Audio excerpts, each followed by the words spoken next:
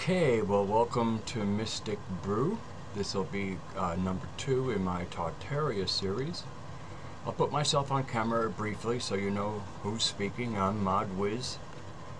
My name is Radagast. Mod Wiz is 2 short words put together. I think anybody else could kind of cobble together what they might mean. Just a little, say, disclosure.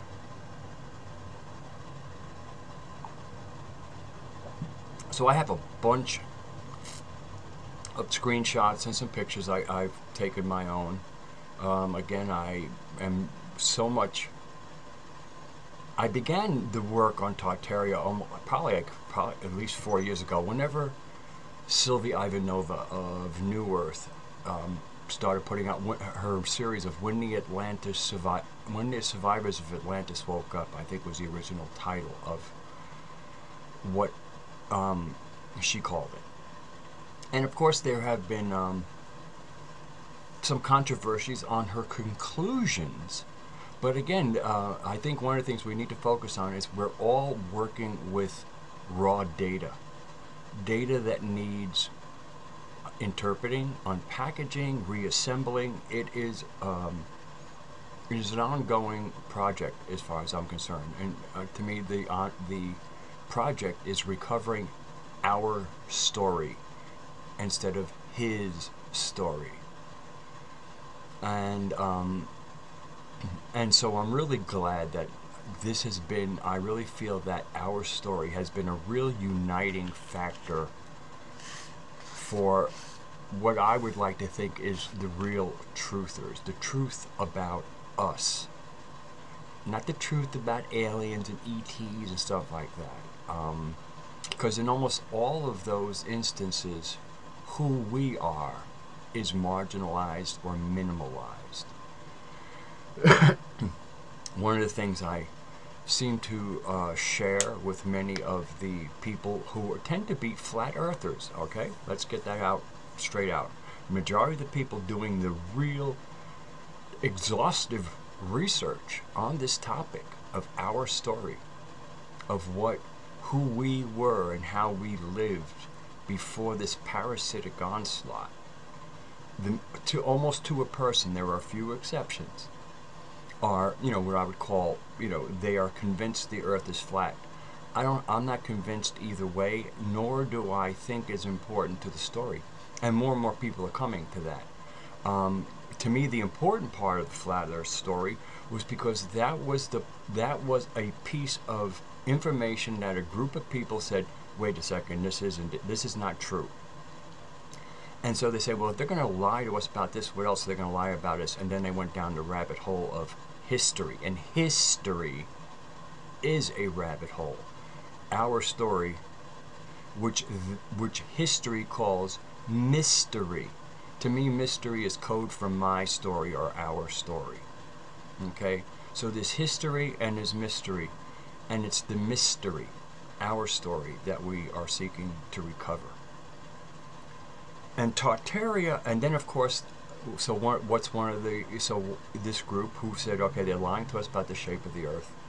And then they're finding out that there was this huge empire or country, call it what you will, an area that had a name called Tartaria, Grand Tartary. On different maps you'll see Grand Tartary, you'll see Tartary, Tartaria, then you'll see Chinois Tartary, Independent Tartary, and I want to try and, as I go through this, unpack some of this, because part of what you'll see in the title, because I haven't titled this yet, I'm still recording it, is who were the Tartarians? And that is not an answer that I think any of us have. I haven't heard anybody conclude who the Tartarians were. I think Sylvie Ivanova gives us a hint that the core, well, here's actually, something before I want to unpack some words. The main word will be the word that we see in the word Tartary. and in an alternate spelling of Tartaria. So if we take off the tart part, and it can also be tot. Please understand, I've done the research on Tartars, also known as Tatars. They're both the same word. So, and I think that Tatar was the usage before Tartar. It's my sense. Now, I have Tatar blood in me from my mother's side. And the other thing I did a little research on, I've done more research. My mother was Rh negative. Somebody left a comment a couple hours ago on my last Tartary video asking me to speak a little bit of Rh negative blood. I'm not going to do that at the outset. Because again, even there, I won one packet larger because I lived and was raised by an Rh negative woman who was quite unique. And and there is, I do notice a lot of people who have Rh negative blood in chats do carry it, and of course it is unique. I think it's only like 15% of the global population. I have some graphs I'll pull up later. Are Rh negative. So obviously it is rare these days. There's been a lot of exterminations that have happened on this planet, and my reading of let's say the Old Testament and the Anunnaki scriptures are they are one's a continuation of the other. The Anunnaki story, I believe, is older. And so let's get back to Atlantis again. And so again, Atlantis was both a civilization, a geographical location, where I guess where the name derives, and a culture. So, and one of the things that kind of comes across from the readings, and these would be from Edgar Casey and other people, and I take all of that material, as it is, but but also, I don't know about the rest of you, I rely a lot on genetic memory that comes through periods of reverie, when I'm kind of like something that's been there. Sometimes it's while I'm thinking, and then a thought intrudes.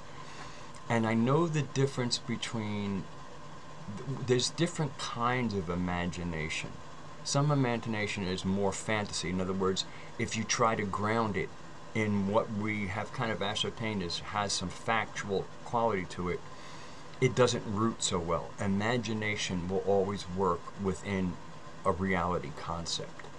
It might bend what we think is possible, but then we find out, oh yeah, that's just a place that we haven't expanded yet. Fantasy very often is creative thinking without a need to stay rooted in a reality. At least, a reality that there's two realities that I feel we can have consensus on. One is, again, consensus will differ according to perception, but still different consensuses, or is that consensi, can come about. One is, the waking world that we live in, and one would be more the kind of shamanic world. And they each have topography, so to speak. So even though in the real world, people might go to a field and recall different things about what they perceived of a real topography, but that topography exists there. Similarly, in a shamanic state, people will go to other worlds, so to speak, and report a similar topography, even though the details of their visit to that locale differ, because the same thing happens in our waking world.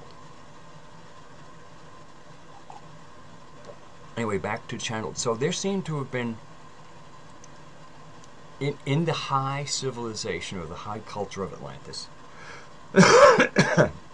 which apparently had some tech that we're at least publicly not at yet. Please notice the word, the public acknowledgement of what we're capable of and what we might truly be capable of. But there were two groups within the civilization or culture of Atlantis. One was called the Sons of Emilius, who, at least according to the Edgar Cayce readings, would be, and all dark journalists have been covering this too, much based on the writings of Edgar Cayce and Rudolf Steiner, a German mystic. Also was a theosophist and then broke off because of their Eastern affiliation and formed Anthroposophy. Anthroposophy is more Christocentric, I will say.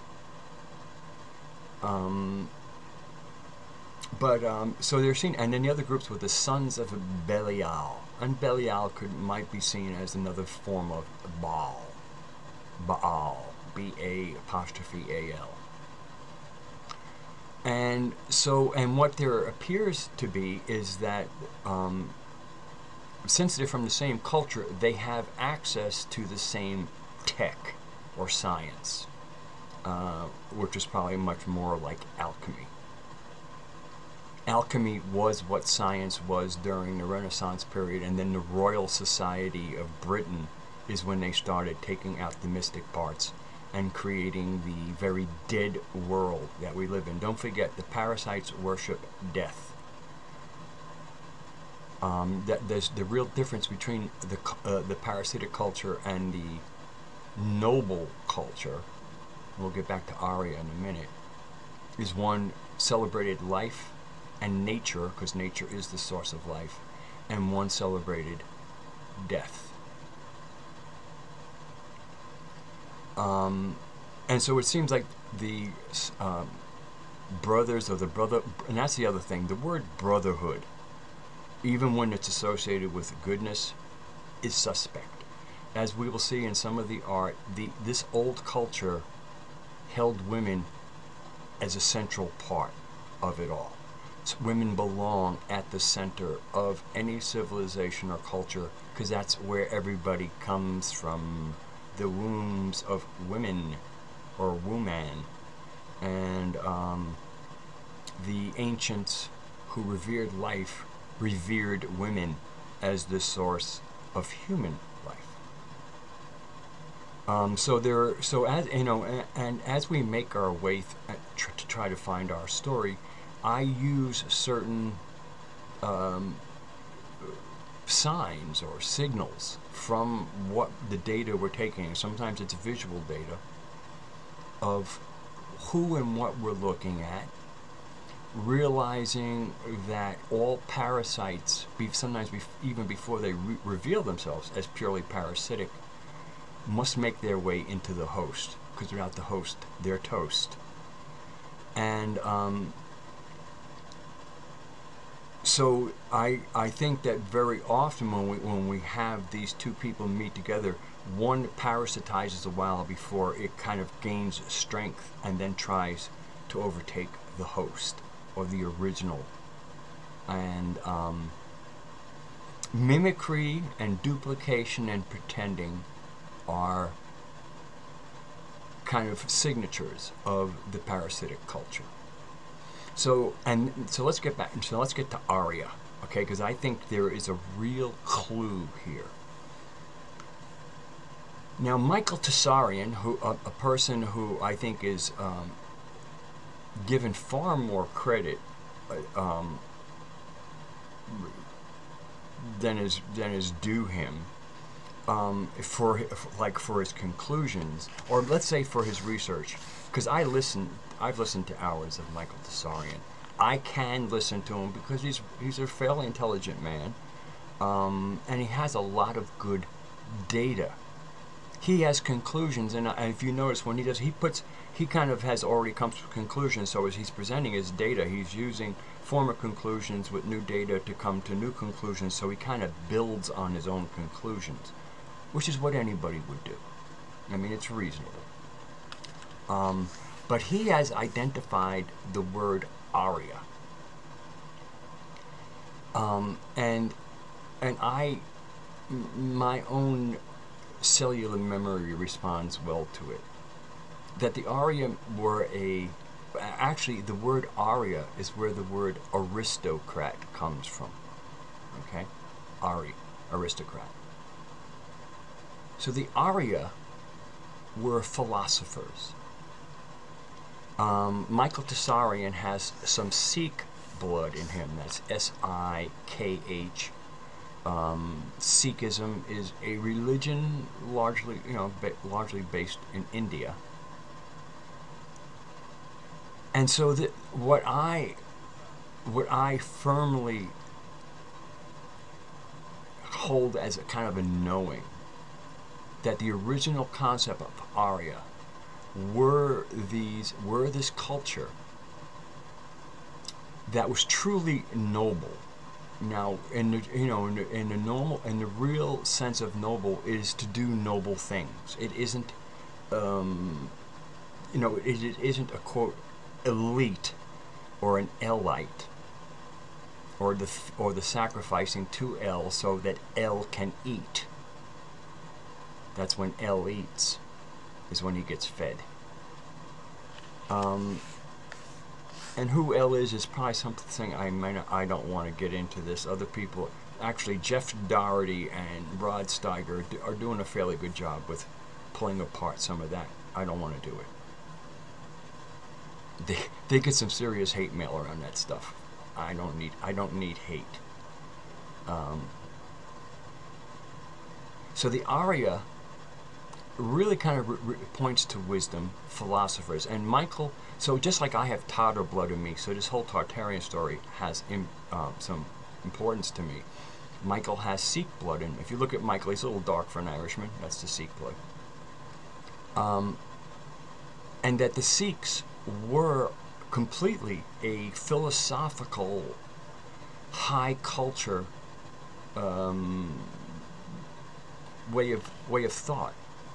And it wasn't until the Muslims came into India that the Sikhs became militant. They had to. See, one of the problems with the advent of this newer parasitic culture is it's warlike. The old cultures were not warlike. They were science and mercantile. That was their basis. And in some of the imagery you'll see, on one side you'll see scientific and agricultural instruments, because agriculture is part of science, and then on the other side you might see ships and anchors. So in other words, you had your agriculture and sciences, and then you had the mercantilism that was part of a world trade, and it wasn't based on profit. It was based on materials that were on the earth, that were in different places, and it was through having a worldwide trade network that all these materials could be met. I mean, bronze, this is the other interesting thing, like when they date things, Bronze Age is before the Iron Age, so supposedly the Iron Age is more sophisticated. Iron is a lot easier to work and find. First, iron is more ubiquitous than copper and tin. To make bronze, you not only need two metals, often from different geographical locations, you must have the metallurgical knowledge of the proportions of tin to copper to create different kinds of bronze, and the addition of other metals. Some bronze was made for strength, some bronze was made for bells and things like that, in which case you might put silver and other things that would give extra qualities. You have to realize there's alchemy involved in here. Copper is a metal of Venus. Tin is a metal of Jupiter. Okay, iron is the metal of Mars. Mars, in its Greek name, that deity is known as Ares. Ares is the god of war. Anyway, so iron is far more easily found, and basically all you have to do is get the impurities out of it, and when you're done, you have iron. And you heat it up, you melt it, you build it.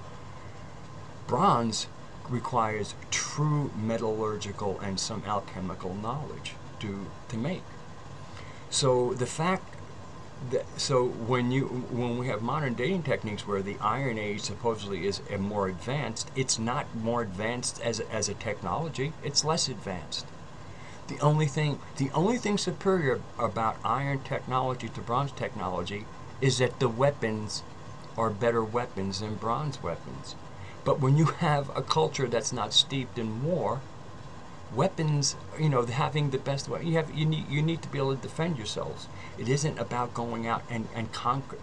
Iron was the conquering metal in a world that was built in bronze.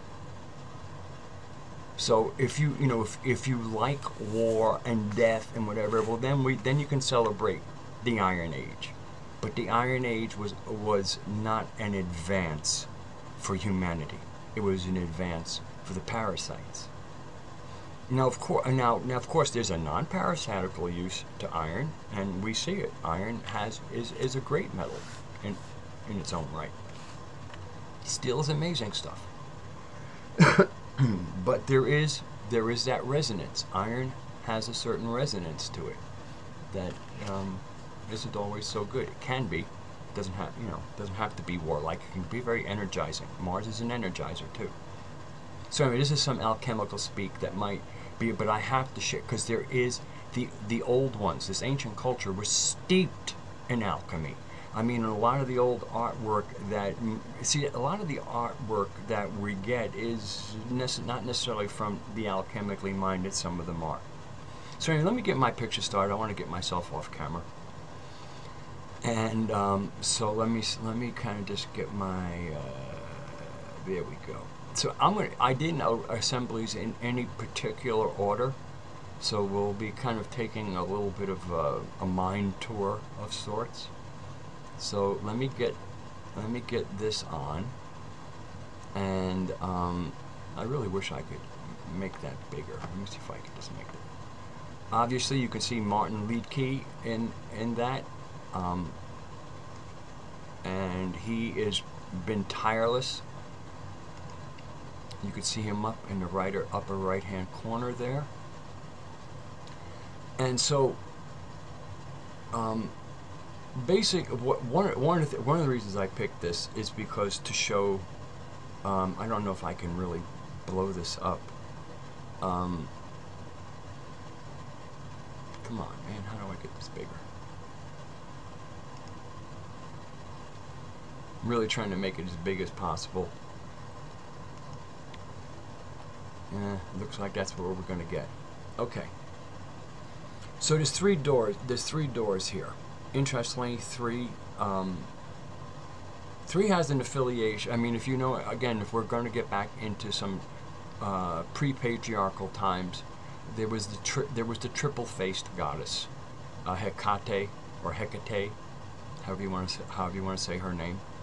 To me, depending on which syllable of the three syllables, and interesting, there's three syllables there: he, or ka, and te. And I think what syllable you accent kind of affects what part of that energy gets evoked. But we see on these doors there's 4 different languages. The bottom is Greek. I mean, bottom is Latin. Next up is Greek. Then we have Hebrew, and then we have Arabic. And it's just so and the interesting thing is what we see here is a man on the left, and then we see 2 women.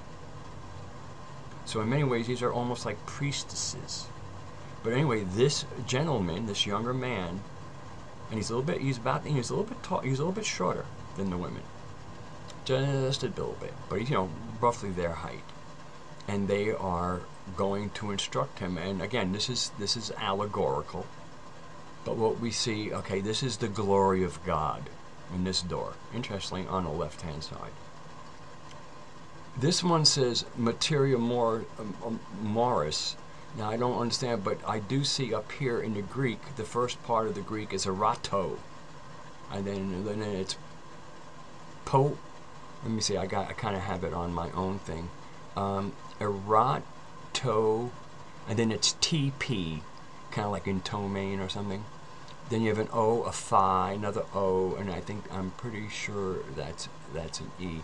So, but anyway, this is erato. That's eros. There's a little. So apparently in Latin it kind of gets into the material part, but to me, so erato could also mean sensual, and earth living is very sensual. That's what That's what is being celebrated. Is the sensuality of earth living in the higher cultures. And then this last one is Gloria Mundi, so this is glory of God, the glory of the world, and this is the material world apparently they have in the middle. But up here, this word up here says cosmo,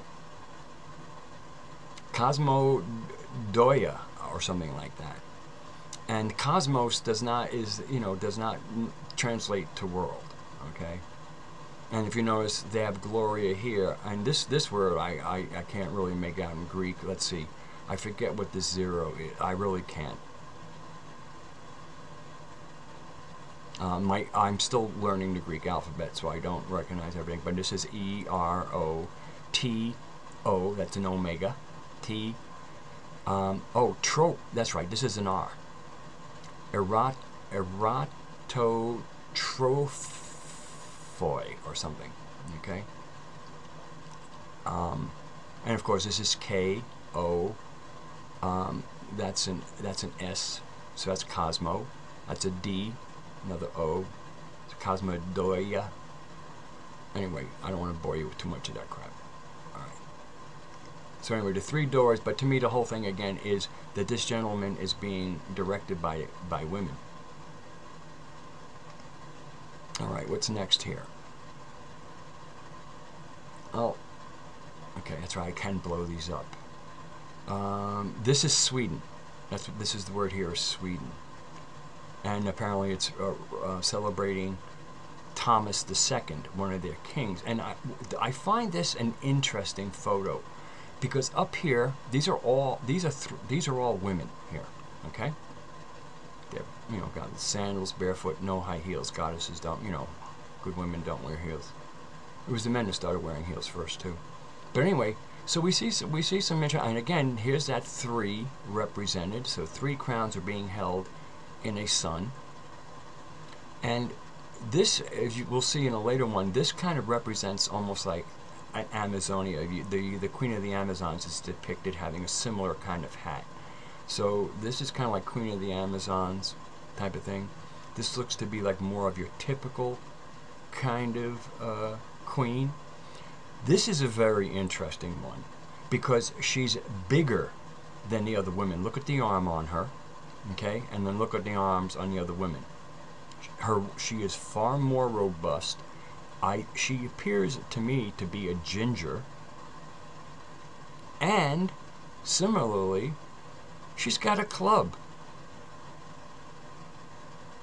I mean, this is a wooden club. And it's interesting, okay, and then we have this other female figure, but she's the only one that seems to have wings. And she is not bearing, she's kind of touching on with this giantess, I'm just going to call her. I mean, again, she's not a whole lot bigger, but she is, again, this is a sign of a certain rude or rustic quality. She has got, like I said, the muscle, even the length of her arms. Okay, I mean, well, this is a smaller woman, but again, here's now of course we've got perspective, but to me you can see there's a real difference, and this club is just knocks me out. But so it's interesting that we have these 3 women, each one holding a crown. This kind of celestial type of being is involved in it. I just find, and anyway, but this is from Sweden. But let's get down to the bottom here. So up here, this is to me a celebration of life. Once again, you have your warrior caste in here, but the whole, there's no glorification of war in here. What we have down here is very interesting. Here we have 2 men. This man looks kind of miserable. I can't tell whether that's a chain on his wrist there or not. And then here we have a man apparently of some greater social standing. He doesn't look like he's in pretty good shape. And then let's look at what's kind of just laying down here. What we see down here are implements of war. Here's a sword. These are cannon. These are cannonballs. And then you have, you know, all the different things that would get carried into war. So there's something interesting. I mean, I don't know exactly. And then even in the background, behind them, you see kind of like almost like shadowy figures of war and conflagration. So what is exactly what's being represented here, I don't know, but I do see a glorification of the divine feminine. You know, the heart, the, you know, again, where the family, where we all come from. And down here, just looking like the warriors don't look really happy, whatever that means. Okay, this is the Chicago State Fair. One of the expos, the 1891 expo. And of course, we have this huge, you know, water that is required for the various, well, either they've one person has mentioned how a lot of these old photos have this, you know, these really whited out skies, and this dome does seem to be missing its collection antenna here. I think it looks to me like it was whited out, or it could have been removed before the exposition. But this statue here is a woman. You can see the hair's tied up in a bun. So again, you know, overlooking this whole, there's the woman. I mean, even the Statue of Liberty, but the problem with the Statue of Liberty, she's bearing a book. Beware of people carrying books. That's where the laws that bind us are all written. You know, the laws, you know, the kind of agreements that we might call laws in a local situation, we don't need books for those. Because, you know, again, it's about doing the right thing. It isn't about the letter of the law. The law is a hang-up from a certain group of, that kind of starts with the Anunnaki and their scribes. So anyway, this is just like another view of that.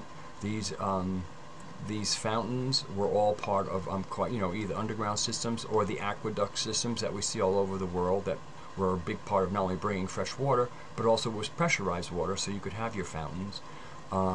If you notice, this fountain is in water, and these would have been sources of both drinking water and also negative ions. Water always creates negative ions, and when you have a bunch of energy gathering things that are looking for as many negative ions that they can gather, you would want to do your best to generate them. And of course, water is another source of it.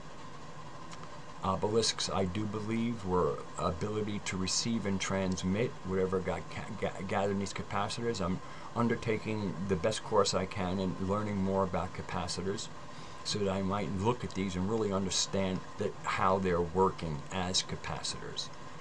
But I haven't gotten that far yet. This is, I don't know, this is called the Lands Department building.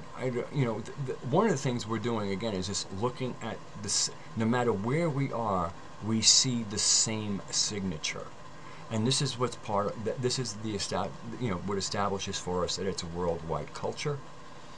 One of the things, all these towers always have portals to help spill some of the energy. The other thing is capacitors will get filled, and then they actually need to dump or, you know, put out what they've gathered, and these were ways of allowing energy to escape. What they later did was they filled them in with clocks. In this case, they didn't even get around to doing the clock. They just closed up the portal, because the last thing that they want to do, even though they might have decommissioned, there still will be some atmospheric generation. And one of the things parasites really detest is people feeling good and thinking clear, because the energy is being nourished because these didn't collect just, in my opinion, not just energy for use, but for, you know, like technically, but also at the energetic, you know, our energetic body level. This is Glasgow, Scotland. Okay, so I think this is somewhere in America, being this is the Lands Department, but this could also be in Australia. That's the whole thing. Wherever we keep on looking at this, where could this be? And the fact that we could be anywhere on the globe when we see this architecture speaks to a worldwide culture. So this is Glasgow, the Exhibition Industrial Hall. I mean, again, the celebration of our ancestors, and and then some of the concepts what are called the Greek gods. Mercury gets featured a lot, and I think Mercury is a trickster, but so I think Mercury made it into the parasitical culture along with Aries. But I mean, look, this stuff is just amazing. This is Glasgow, okay? This is Scotland. And always, whenever you see these old-fashioned lights, because it is my very firm opinion that these lights were put in when these buildings got built because the energy collected I mean, these are like these probably are filled with mercury up here. All these little balls on top of everything. See there, there, there. Then you see them further down on these things here. You see them here, here, here, here, here. All right. This is probably a picture I got from the New Earth series. One of the things I've always loved while she's speaking is she puts on all this art. And part of what we see here by some of the great artists, many of the great artists were Dutch, and Dutch is part of where I'm going with who were the Tartarians. Again, not to say that the Dutch were per se the Tartarians, because we're talking about a culture. But this is just a depiction of everyday life. Some people might go, oh, these are the elite. I don't think so. I mean, these weren't obviously maybe not the most rural of people, but this is how people lived. This was the elegance that we lived in. This is somewhere in Italy, but we just see these fine renderings. And of course, look over here, you see the typical architecture. This, I mean, we're right in the middle of it here. And then over here, I'm not so sure about these buildings. One of the things that I point out, where in almost most cases of what I consider the original architecture of them, is the minimization or almost non-usage of right angles. Right angles are a box, represent a box. There are many platonic solids. It is, rectangles and triangles that have the right angles. They are boxes. And energetically, they kind of cancel each other out. It's kind of like almost like a stasis field. And one of the things that the old culture knew, and in public spaces, those right angles were also like poison arrows in a feng shui concept.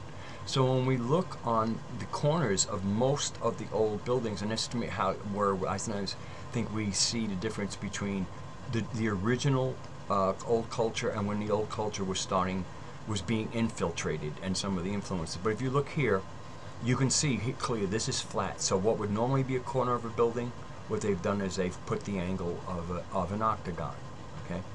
And the angle of an octagon is 135 degrees. So rather than 90 degrees poking out, we have 135 degree angles poking out at us. All right, and that's, again, this is part of not insulting creating good ambiance in the public sphere. I really believe that these are people who wanted to maintain the grandeur and majesty of the natural world, of being in an old forest. And all of nature works from, the phi ratio or the Fibonacci sequence. I'll maybe cover that a little bit towards the end.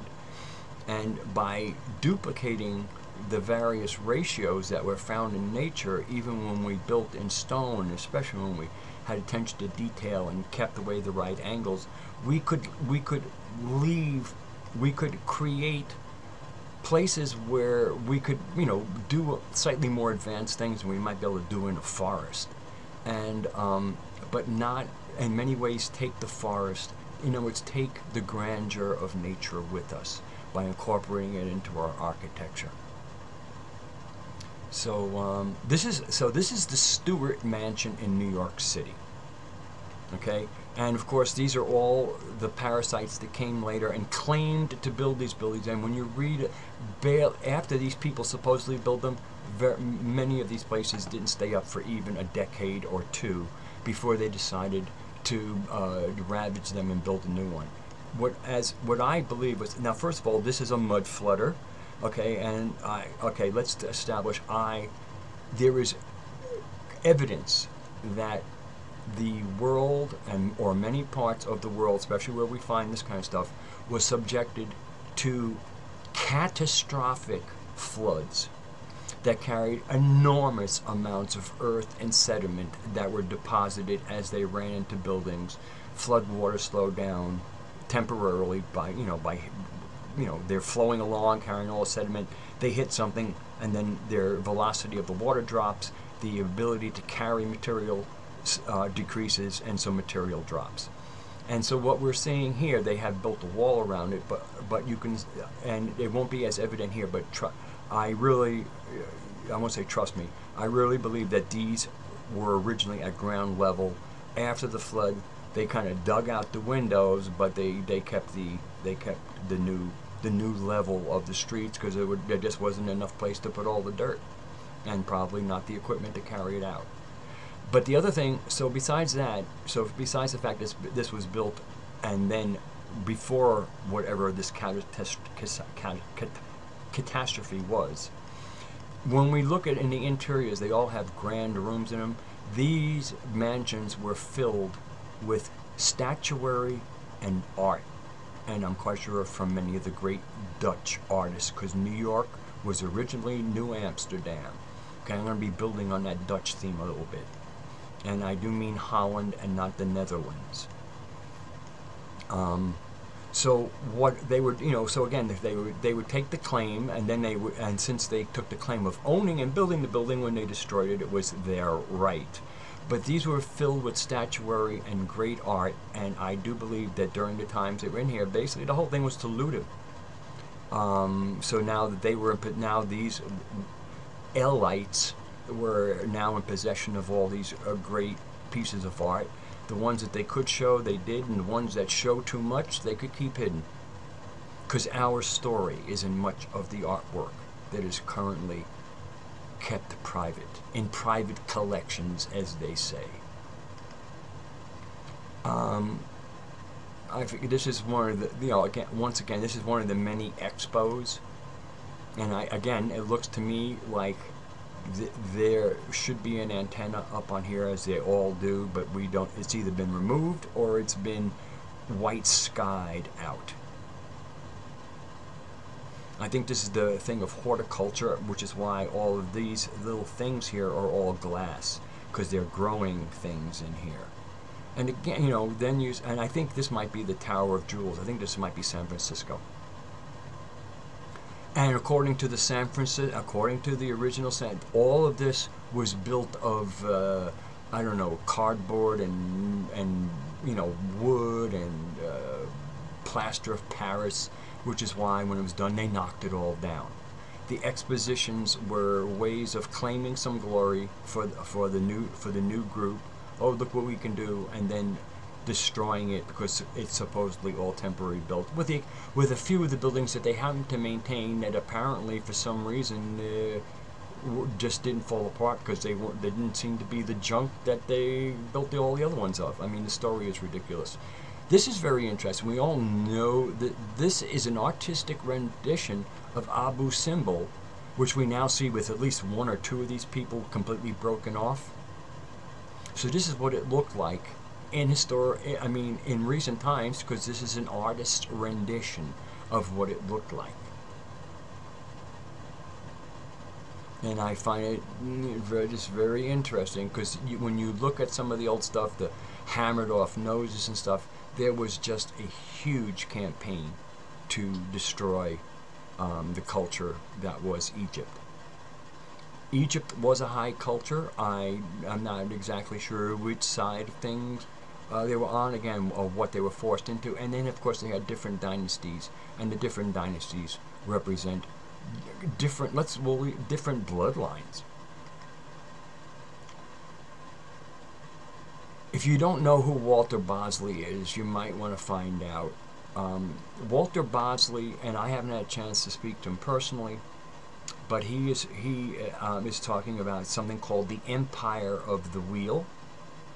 It's an old culture, and interestingly enough, he gets into two camps where you kind of have 1903, or this Aero Club that was flying anti-gravity, or anti-density machines for certain people who say gravity is bullshit.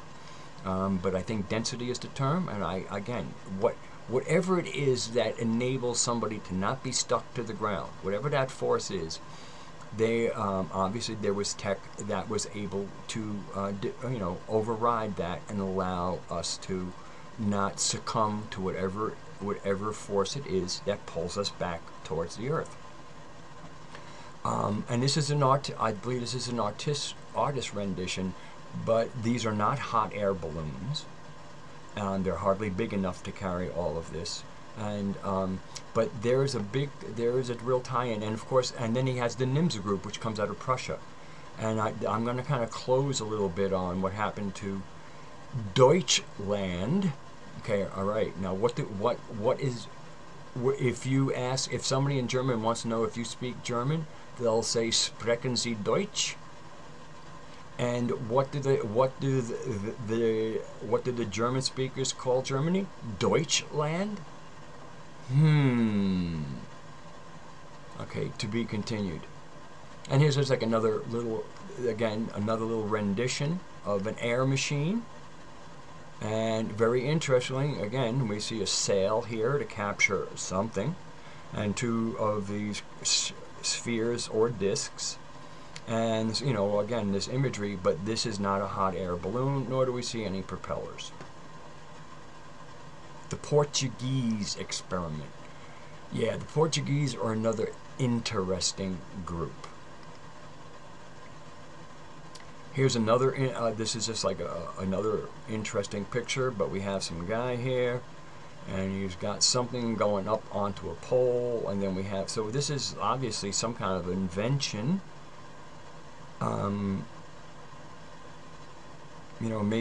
Maybe what we're seeing here, this is what it looks like up close. There's no explanation, but it's some kind of tech. I don't know what this is. Now this is the triumphal arc of Augustine, and I'm not sure where, but once again, where is this? Oh, this is in Sweden. Okay, this arch is from Sweden. Okay, and so we see we see one huge building here that seems to have some tech. We see a small building down here that seems to have some tech. And then that could be a steeple, but again we have these arches here, and it's always the same thing: two smaller arches of equal, and then we have another arch. And if again, about 5 proportions, if we take this proportion as 1, this kind of, let's see, I think again the perspective, but this could be, I think, would be a 5 proportion of 1.6 larger than this one. The number of phi is 1.618. So a rough equivalent of the phi, phi, of the phi ratio is 1.5, which is why the golden rectangle is, there's 2 squares, but the sweeter rectangle is one that's, if you take a square, cut it in half and add that on, then you'll have a rectangle that has roughly 5 proportions, because it'll be 1.5 to 1 instead of 1.6 to 1, which would be a phi ratio. But again, we have up here, again, we have strength, param, don't understand that, principle, fortem, more strength, So there's a lot of strength shit here. And then often what we'll see, and you'll see in a later one, these areas apparently seem to be up for grabs. In other words, because when you see this kind of imagery, this is not the imagery of certainly a Christian, Sweden, and this is the Christine, as they say. But this is once they get into all these kings, and when they talk about regnum, that's all parasitical. The whole way, the idea of kings and queens and the emperors, and that's actually the emperors is to me a big tell in the Tartaria story. But anyway, this is Sweden, and we see again the same culture here. This is from I think this is the Chicago Expo, but this is what they call the Arch of the Rising Sun East, and in many ways I do believe that what we're seeing here is Tartarian. And what we see is east and west. And it's interesting as you look onto here, the east is on the right, the west is on the left. And you can see, I mean, let's look at some features, okay? We look at the features here, we would see, let's say, a Mongol, all right? Because that country's been around for a while. So, and we see a Bactrian camel, that's a single hump camel instead of a double hump. We see kind of an Asiatic warrior with I think this is called a Tanfu, very much part of the East, or kind of let's call it the Eastern or Oriental Tartary. Okay, so we see that, and what do we see here? We see lots of food.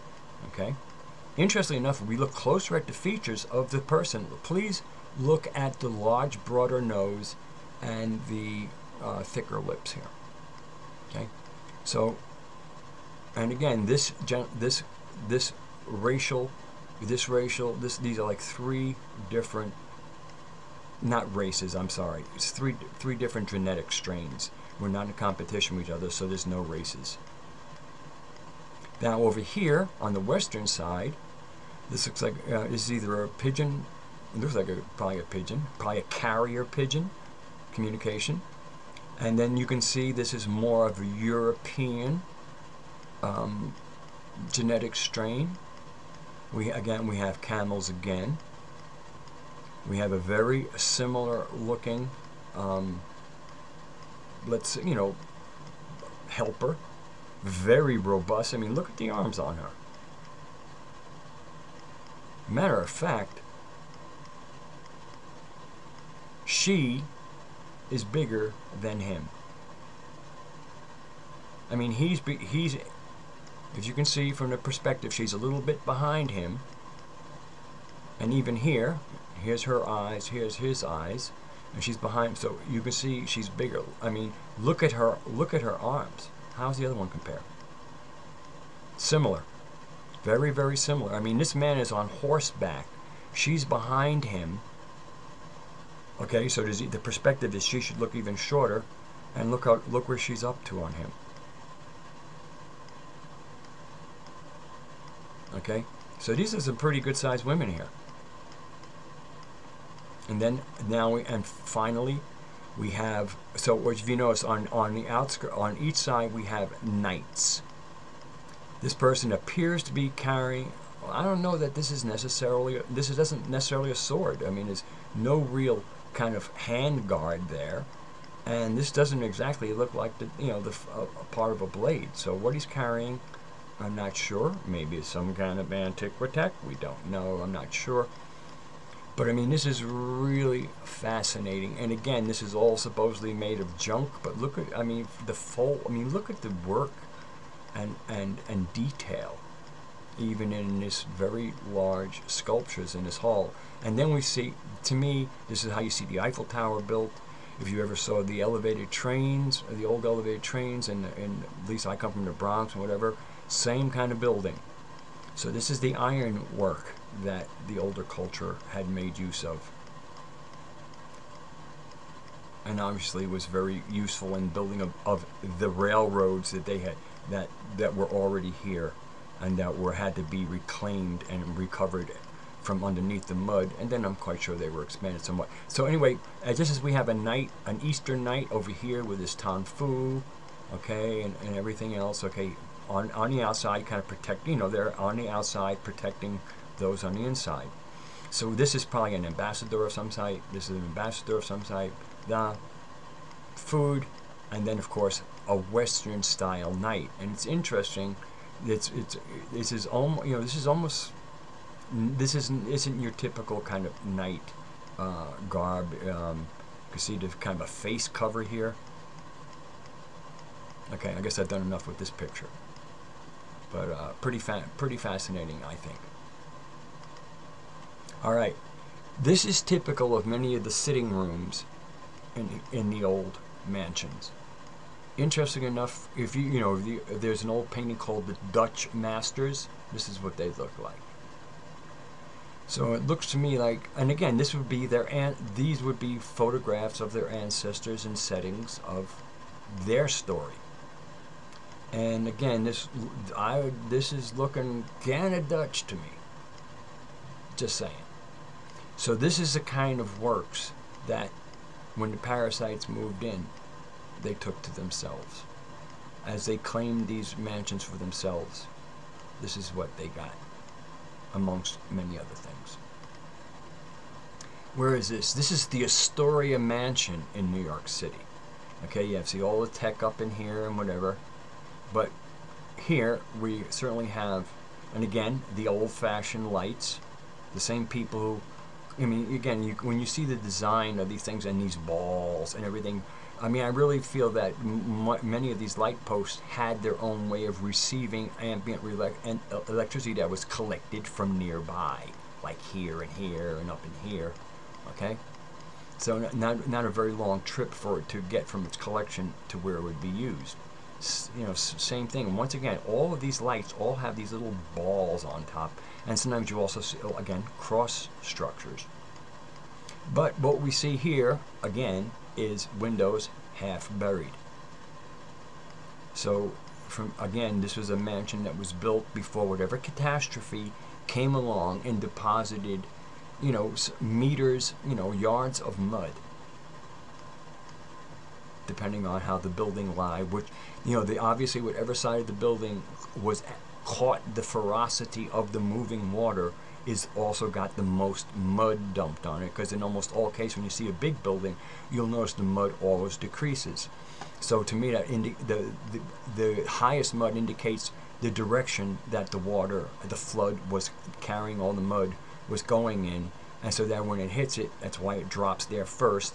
And as it picks up momentum, it drops less and less and creates a hill, because it's picking up momentum. It can now carry it. It's not going to deposit it. It's just when it first makes the corner, before it picks up momentum, there's more mud, and then as the water picks up, the mud changes in its elevation. I don't know where this is. All I know is these are all wires coming off of this tower, which of course, because it's made of what would probably be iron, be one huge, and look where it's built, like on its precipice. So there'd be a lot of breeze here, a lot of atmosphere, a lot of electrons flowing around just ambiently in the air. And of course, with the wind, you create turbulences. Turbulences create vortices. That are really coherent and hold on long enough will tap into 0-point energy, because the points of vortice tap into another dimension. The kind of the limitless energy. And you can see there's wires running down from up in here, and there's just all these wires running out. And my guess is to supply electricity to other places. Again, this is all hypotheses still, and I just throw the hypotheses out there so that you might play with them also. You might have your hypotheses. Maybe right now there's a certain area you go, I don't have anything there, and then I say something and you go, okay, I got that piece. Ooh, that piece kind of fits with this piece, and then you have something more than I ever did. This is Chicago after the Chicago fire, and I just think we'll just take a quick look. Now, I mean, now there's some interesting things. This is all the way. So obviously we see whatever this fire was left a few things standing. But so let's go to this side first, because what we're going to see over here is there's obviously new construction. This is obviously new construction that's going up, and what we don't see a whole lot standing. Again, we see a lot of what looked to be fireplaces, and might very well have been fireplaces. Although in some of the older mansions there was different kind of tech, and that these were in fact ways for air to, they were shafts that had tech in them. This building back here looks like it wasn't all that destroyed. It looks like an old building. As we see back here, we see again some of the old architecture that was there. We see it in here and here. We see it here. But this place really looks more like it was bombed than it was fired. And it looks to me like if there was any mud here, they've cleared it out because they have recovered the tracks that were there. Still going across. I mean, again, the devastation of this. And there's the interest, what is this, a new building? Is this like, obviously if they got this much done since the fire, something this small, because that looks like a wooden structure. This one, and again, these don't look like new structures. And you start getting into some of the modern fires in California, where it's like, okay, we got a fire so hot that it actually, create the masonry failed and fell in on itself. And meanwhile, here's this little whatever. This building here in the foreground, we can't make much of that. And then we have these buildings over here. These are the ones where I started. You have this one here, this here, and here. Okay, these are all clearly wooden structures. And maybe they went up in the time that this building here got started, but they don't look so new.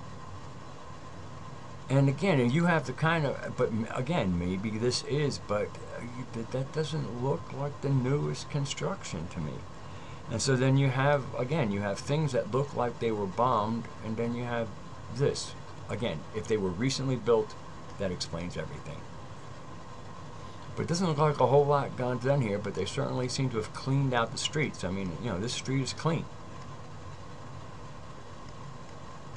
But all the major fires of the cities that all have signs of the old culture, OLDE is what I see. People are calling them the Tartarians. That's where we're going to kind of end with this. But we're still kind of looking at some. Now here's a really good example to me of mud flooding. And even who built this, I'm not sure, because if you notice, there's this really hard right edge, and this is not particularly ornate. Interestingly, also, what we see here is what looked like what were bigger windows and then closed in a bit. All right, and then what we see is how this goes down. So this going down here is, this street level is part of where the mud built up. Okay, this picture wasn't so great. I think this is kind of either an older building that has been very decommissioned, or an attempt to look like something. Okay, this is banknotes. This is from the Phoenix Bank. Okay, so that'd be Phoenix, Arizona. I'm not exactly sure who this person is. Now, what I find interesting, this is not an eagle down here. This is the classic pose of the phoenix. Matter of fact, here's the fires. This is the phoenix as it either is going down or arising. Okay, but this is this whole. It's almost like triumphant. I might, whether you're rising or going down, because you're going to rise again. It's just getting away with the old, coming up with the new. And I just find it very interesting. This is not an eagle. This is a phoenix. Another word for another bird that was used was the ben bird, Ben-Ben. Basically the same as a phoenix. This is not an eagle. And again, the fires will let you know that this is a phoenix. being represented. And of course, what is this and why would they do that? Phoenix Bank. But again, this is where the eagle and the phoenix get mixed in. And then of course we have ancient, dynastic Egypt. They didn't use the eagle, they used the vulture. Why would they use the vulture? Because the vulture cleaned up death. It didn't create death. The vulture doesn't kill. The vulture waits for death and then it cleans it up. But it doesn't cause death. Very different than a hunter like the eagle. So, okay, so what do we see here? Well, we see a woman seated. She's holding, what's interesting, she's holding the caduceus of Mercury. This is Mercury. And usually you'll find a woman holding the horn of plenty or the cornucopia. It's almost as if like they changed things here. She's holding, now the caduceus of course is part of medicine, but Mercury is also tied in with trade. And what do we see here? We see an anchor. The anchor to me is one of the Tartarian or the old culture symbols of worldwide mercantilism. Okay? Can't make out what that's saying, and I don't speak enough Latin to really necessarily understand it. But we find, again, the person seated in a kind of like a position of regality is a woman. And here is Mercury, the god of communication, of trade, of travel. So I mean, this, as far as the concept of trade, Mercury would be a very part. But when you're showing this, and that's why you'll see depictions of Poseidon, because Poseidon was the intelligence of the seas, and since they made so much use of the seas, Poseidon would have been an energy they would want to be on good terms with. What's interesting is behind her we see an eagle. This is an eagle. That's a phoenix. And then we see within the numbers, we see all these kind of like little nature spirits. Some people might think they're cherubim, but that's those are pan. That's a pan flute and pan pipes. Not sure what kind of animal is down here. And then what we have here, remember I mentioned Poseidon before. There's Poseidon's trident, right there. A little crown, king of the sea kind of like thing. Not sure who this character is. Again, the resolution on these isn't great. But this is just, when we look at, this is the artwork that they I mean, because these took a lot of time to get this stuff done. And so, to me, looking at what they thought was important to put on their money tells us something about the progression of things. And this is dated 1845. This is from the Berlin Zoo.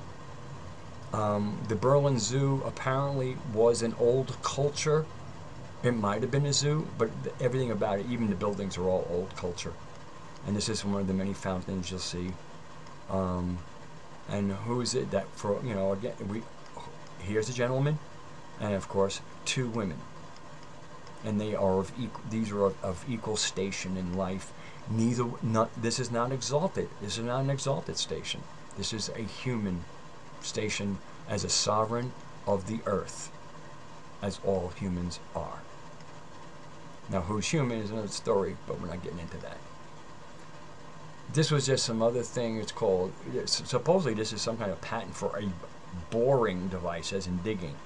But again, there is just interesting imagery all over the place. Again, we have the typical kind of these like lion faces and things. I'm not sure. That looks like it might be a turtle. But we have, look at these. These really look like dwarves. As a matter of fact, because that person, again, you can see the stature, but that person has a mustache. Okay, there's a mustache on this little person. Then we have, if you notice, it's very stout limbed, because, oh, baby fat. But when's the last time you saw a baby with a mustache? And then you have all these interesting critters up here playing drums, and really rich detail here, so let's not get lost too much. This is in Brazil. A complex erected in iron, masonry, and concrete in 1708 and buried by the sand because of the winds. Sand or catastrophic flood that brought in. I mean, it's possible. Again, it is possible. But again, here's that portal. This is, I mean, this is relatively low high tech, but I see the examples of at least being able to probably grab enough electricity to light the interior of this thing. This is Buenos Aires. So here's Brazil. Here's Buenos Aires. Gee, any similarities? Again, big energy collection parts up here. Let's take a closer look, because we do. I mean, look at the ornate quality of this building. Okay.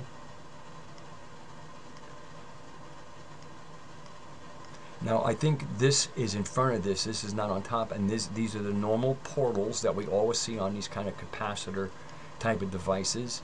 But I think, again, they're safety valves. They don't overcharge, and also to share, because whatever got accumulated here, some of it was not just electricity. Some of it was actually kind of etheric energy, renewing energy, and it would pour out into the streets and nourish the people, nourish our spirits. Just look at that. This, okay, so Lithuania on the left, Bulgaria, Sofia on the right. Now this, I think what's interesting, in Lithuania we definitely see some interesting things. One of the things I see is there was a face behind here. It looked like there might have been two faces. One, two, looks like there's at least 3 eyes and maybe one covered. So again, they love clocks because they worship El, who's the parasites do, who's a manifestation of Chronos. Chronos is time, which is why for them time is, you know, because again, once we started living by this, that's when a lot of stress started, because there was somebody who thought that this ruled everything. Time is money. And if you worship money, then you kind of worship time too. So then you worship Cronus, you worship El, and you become an Elite. So anyway, so we see some interesting thing on this. I don't know whether they're not showing the rest of this. This, to me, was part of the original tech. As you can see, whatever was here has been defaced by not even a particularly clever clock, but they just built the clock on top of the old structure just to cover it up. Here are the portals of letting some energy out. Whether or not this was the original statue, it could be, because again, we're celebrating woman. We're celebrating what comes out of her womb. And so this is in Lithuania. Now this is in Bulgaria. What's interesting, what we see here is really almost, we see up here, where is it? Where? Come on. Oh, up here, it's interesting. There we go. That appears to be Arabic writing. And when we look closer at the detail here, if you notice, it's not a very fine detail. It's much more granular. We'll see more of this. Again, this is an emulation of that culture. This is not built, in my opinion. Now they're using some of the tech. You can see these different stacked little things here. And it looks to me like there's even some Fibonacci sequence going on here as they go down. Kind of like an 8, a 5, and a 3, I would call that. If if this was 8 inches diameter, that would be 5, and that would be 3. But again, so there's the people who actually, had the tech, again, Masons, the true Masons of the mysteries, not the Freemasons and their modern bullshit mysteries.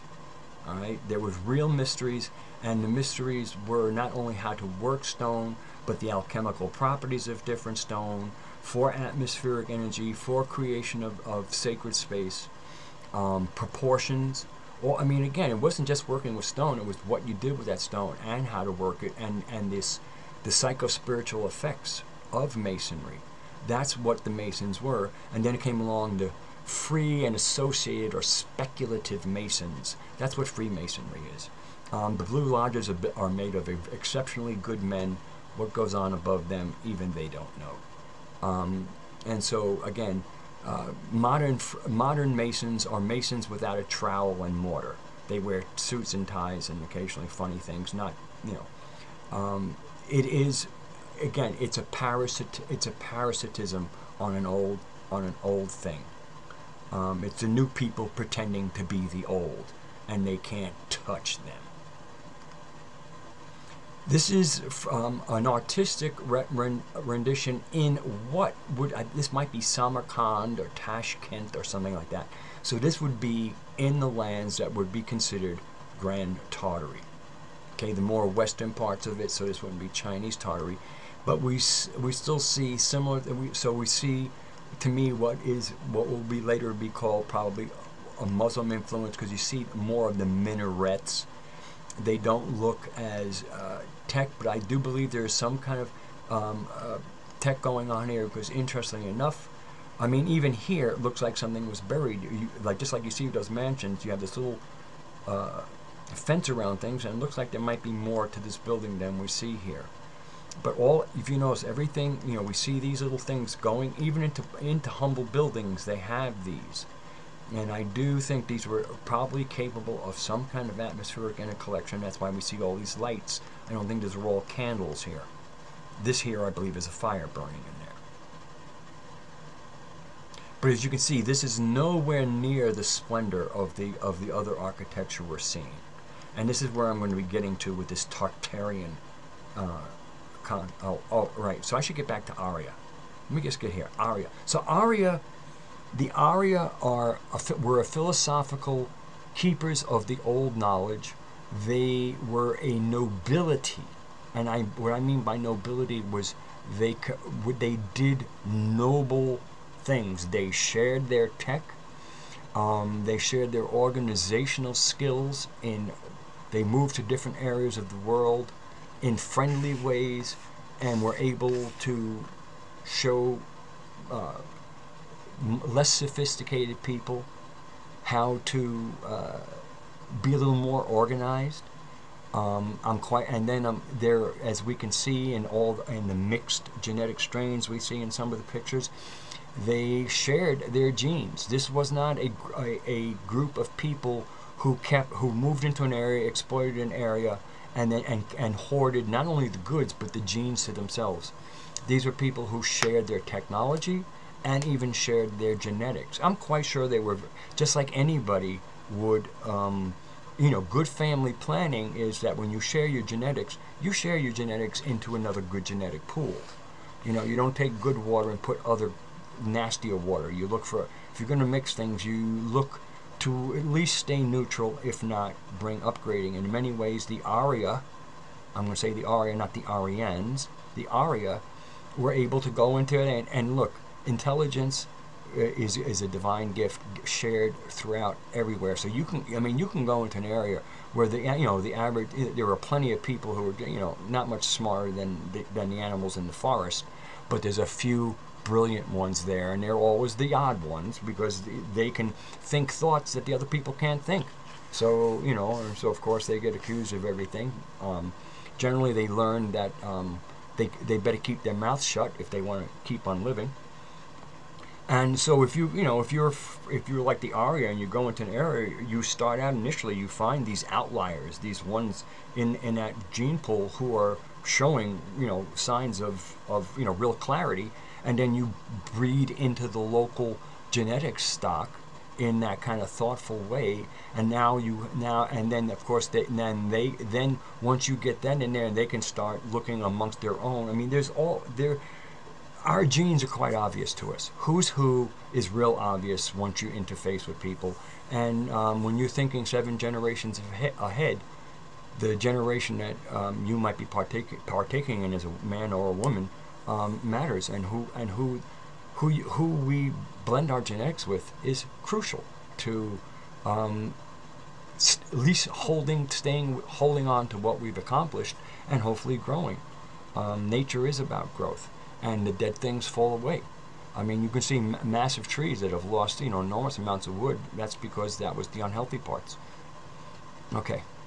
So the Arya, to me, is in fact a group of humans that had high tech, great intelligence, great nobility of character, and I think, you know, I think what we're seeing in Tartaria is that it might have been they took the first part of the Tartars, or the Tartars who were apparently the indigenous genetic stock, and then they brought their wisdom so that it then could become Tartaria.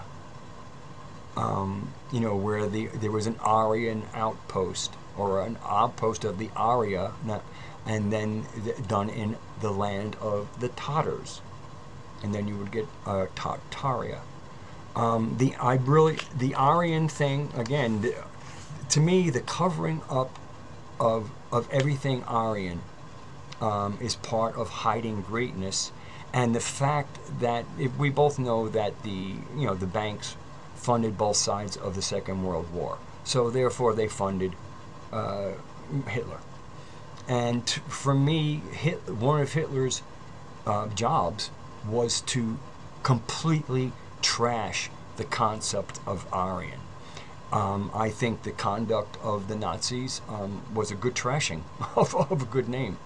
And we, again, this ties into what is Germany, what is Prussia, what was Prussia, what did Prussia become, how did Germany become Prussia, who were the Dutch? These are some of the questions I'm getting to, and I don't know how long this has gone, and I don't know when I'm going to wrap this up, because it's getting too long, and the conversation can go on endlessly. This is a star fort within a star fort. It is a particularly small one, and I don't have a whole lot to say other than this. I don't know what is going on here. Obviously, this is part of the original. This is part of the original star fort. This looks built up, and as we can see by the trees on here, that they're higher than the wall, or else they wouldn't be casting their shadows down here. These walls were not defensive walls. I mean, a wall that's not taller than a tree is not a defensive wall. These are containment walls for whatever energy was produced in here. This place has been stripped out. Wherever it's cathode, the cathode has been taken out of here. These are cannon up here.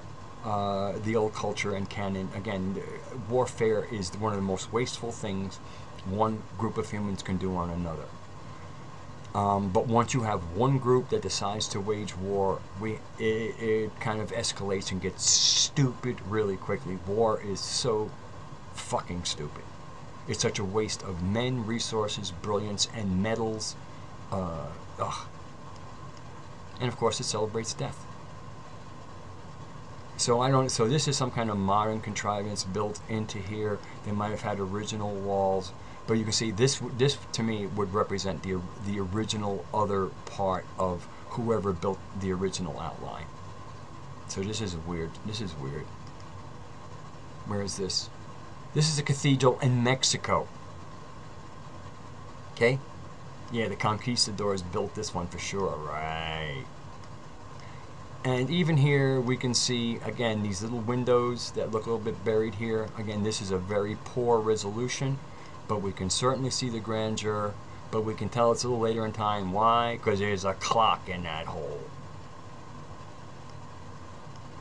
So the L-lights have, again, the L-lights didn't build it, but as soon as they get there, they put that stamp on. This is Central Tower in San Francisco, and this tower is actually challenges some of the things I'm trying to do, so I will share the challenges with you. When is this taken? Do they have a picture of the date on here? No, they don't have. This is not dated. It can't be too late. We still see mainly horse and buggies. I'm not seeing any cars here. So to me, let's say turn of the century. We have the kind of lighting, these huge poles that we see very ubiquitous at the time, with multiple cross structures on them, and they often seem to be there in places where you wouldn't expect them. We see we do have trolleys here, And as I've shared in my last one, in 1871, we saw electrified trains and electrified trolleys in the streets in 1871 Paris. But so what's challenging for me? First of all, it's not particularly ornate, okay? But what I do find interesting, this looks fairly original, and it's interesting that built right into the actual edifice of the building itself are lights, okay? Which I find interesting. So then we get up to the top. We don't see whether or not it's the tech is still there, but this is huge in its gathering devices. All these little horned pieces are also, again, ways of kind of creating more turbulence, which creates more etheric energy. But here's what's interesting. These windows are boarded up. These windows, I'm pretty sure, are boarded up. I'm not sure what they would be reflecting here, unless those are reflections. And I could, that could be it. But I mean, this building looks strangely empty. You do have the various, statuary going on up here. But again, this golden in here is just I find interesting. But as you can see, there's portals for these little gatherers, and then there's portals galore for the big gatherer. This is an empty space with pillars. This is made for wind to go through, and it would create eddies in there and tap into some 0-point energy. And again, still another small, like, little cupola, and with the portals on it. But what bothers me the most about this building, and why I think it might be, this is why it's not as ornate, also this right angle. Again, if you keep on looking, you'll notice that, generally speaking, the old culture knew that this is toxic. Building right angles, these sharp edges into the public space, is bad feng shui, bad geomancy, not good. All right. So, but we do see what are clearly the old culture motifs of this red and white thing, and generally what we would see these on buildings that are kind of like hinting we generate energy, almost like a barber's pole used to mean that you could get your hair cut or get bloodletting was something that the barbers did, and that's what the red stripes on the original barber's poles represented, was bloodletting. But again, I'm a little bit, to me, there's something about this building that looks like either it was towards the end of this culture, or some of the modern architects in there go, what do you got? Just go ahead, put a right angle on. What's it gonna hurt? Not sure. So this building is a little confusing for me. But again, the tech up here is unmistakable. This is in Chicago. Now here's a case in point. Here's this huge building. Here's the corner that would come out into the world. Notice it's rounded. It's not squared. Okay. We do not have right angles jutting out on the corners here. Over here on the side, I can't quite make it out, but again, that's not in the public space like you do when you have on the corner of a place.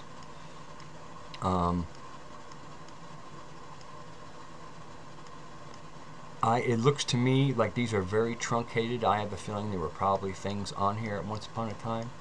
But once again, there's a certain attention to the public space and not having the right angles that I see here. This to me looks a lot more modern. I think there was at one point the architects were blending as the parasites were trying to learn what they could before they started ditching the geniuses. And I think sometimes we see buildings that are a blend of things. Whereas this is the Chicago Expo, another older, grainier photo of, again, all these glass domes. And always these things are usually, if they don't have a natural waterway, they'll build a huge waterway like you see in at that, where that lady is in the other part of the Chicago exhibit. This is more of the Chicago fire. Look at this building. I mean, if you didn't tell this was Chicago, you might have thought we're looking at some of the Coliseum here.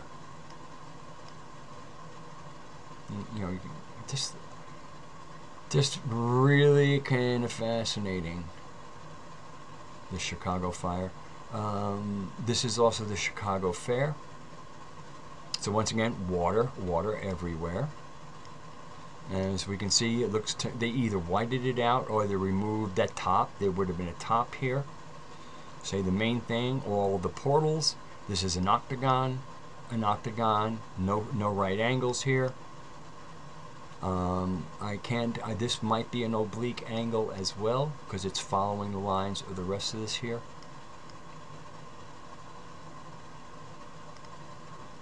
This is modern. I mean, you know, this is called the Child Eater of Bern. This is the culture that took over.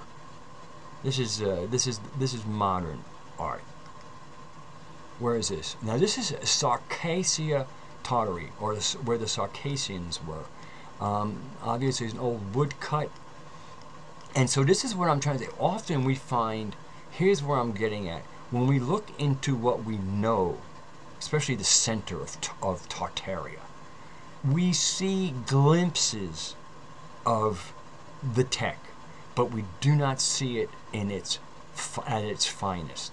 We can definitely see what looks to be part of a star fort going off here in the end. But then we come here and it looks to me like there's probably a fair amount of sediment that is accumulated on these walls.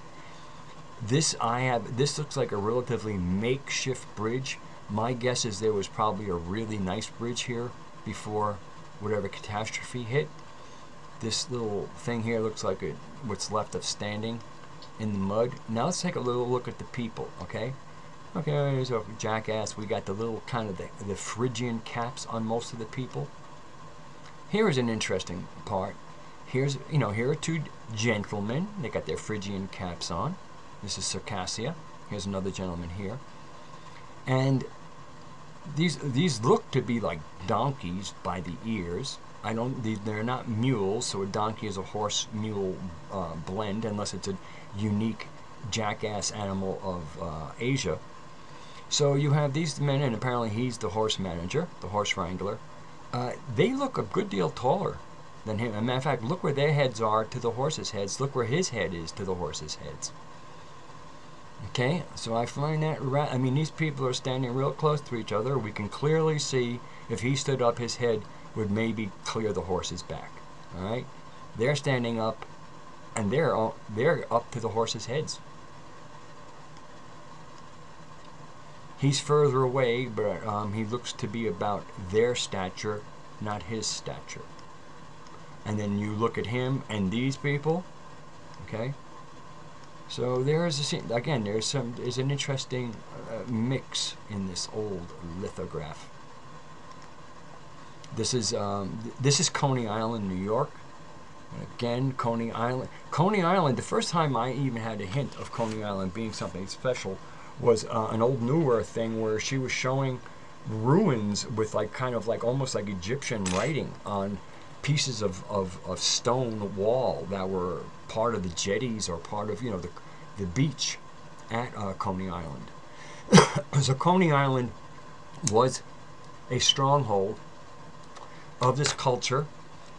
New York was originally called New Amsterdam. We're talking about when Europe starts getting involved, and before Australia, before it was called Australia or anything else, was called New Holland. We'll see some examples of that shortly. This here is a court of the universe, and I forget. But again, look, in this case, we have two different fountains, and then you see all this.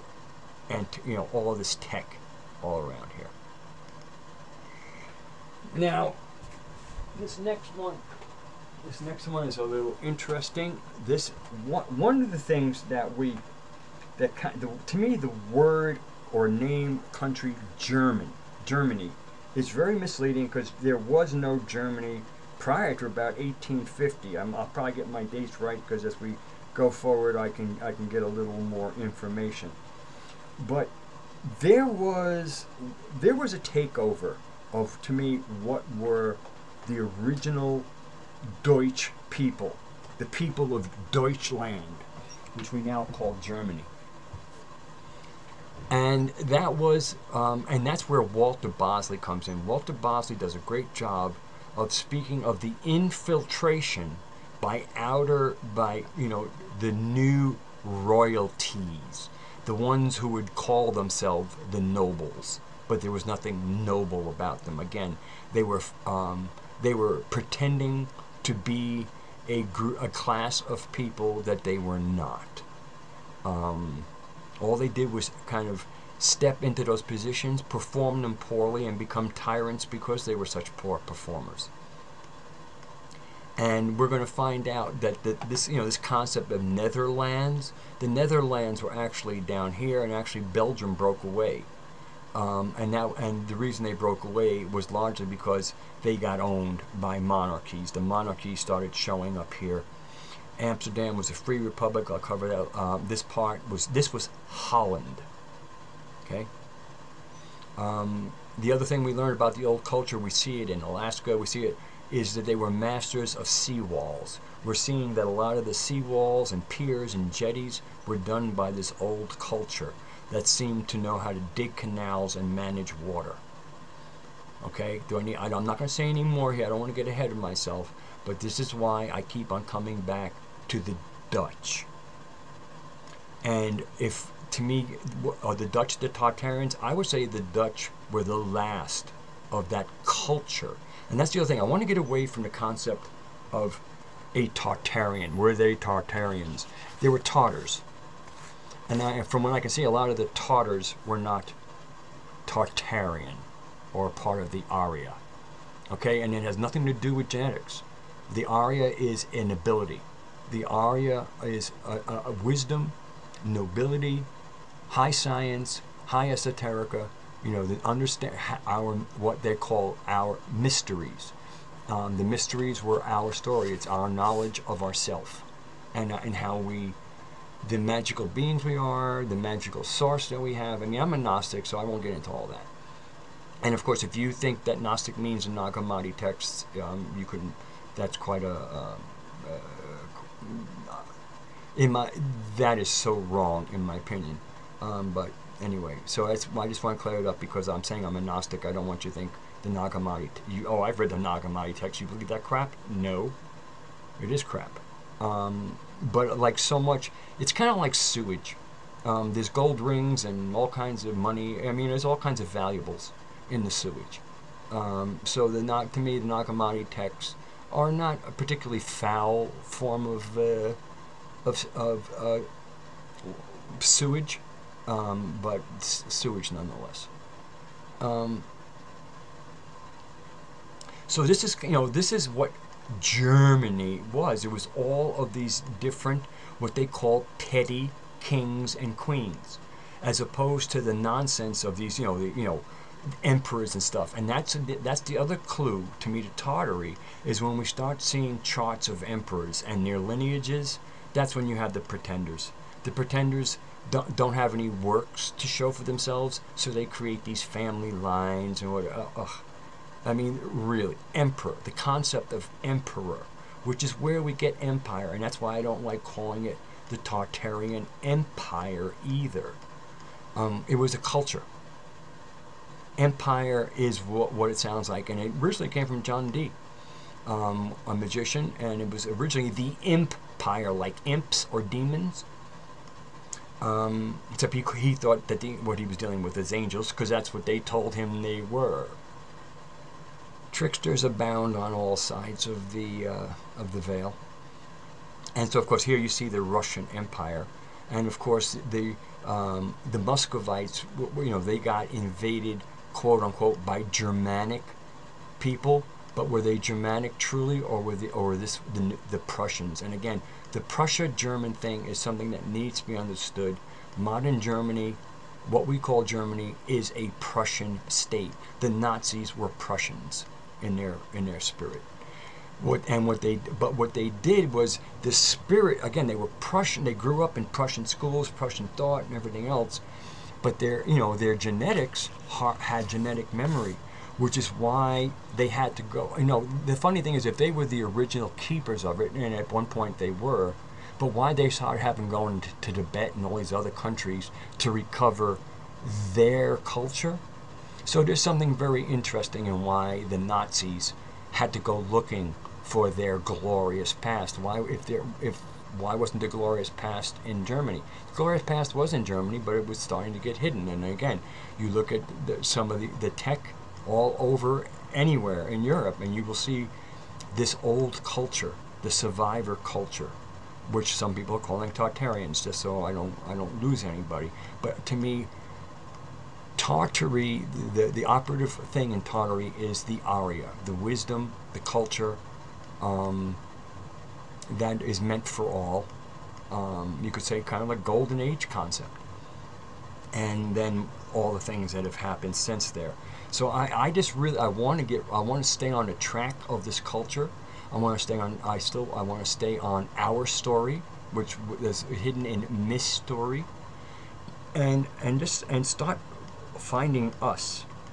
And not worrying, I mean, there was a culture, and it definitely, we see it in the architecture of Russia, Tartaria, and whatever. But it seems like some of its finest examples are more west than east until we get very far east. The middle part of the Asian, the steppes and where like a lot of the Tatars came from, it seems like things get a little bit interesting in the middle there.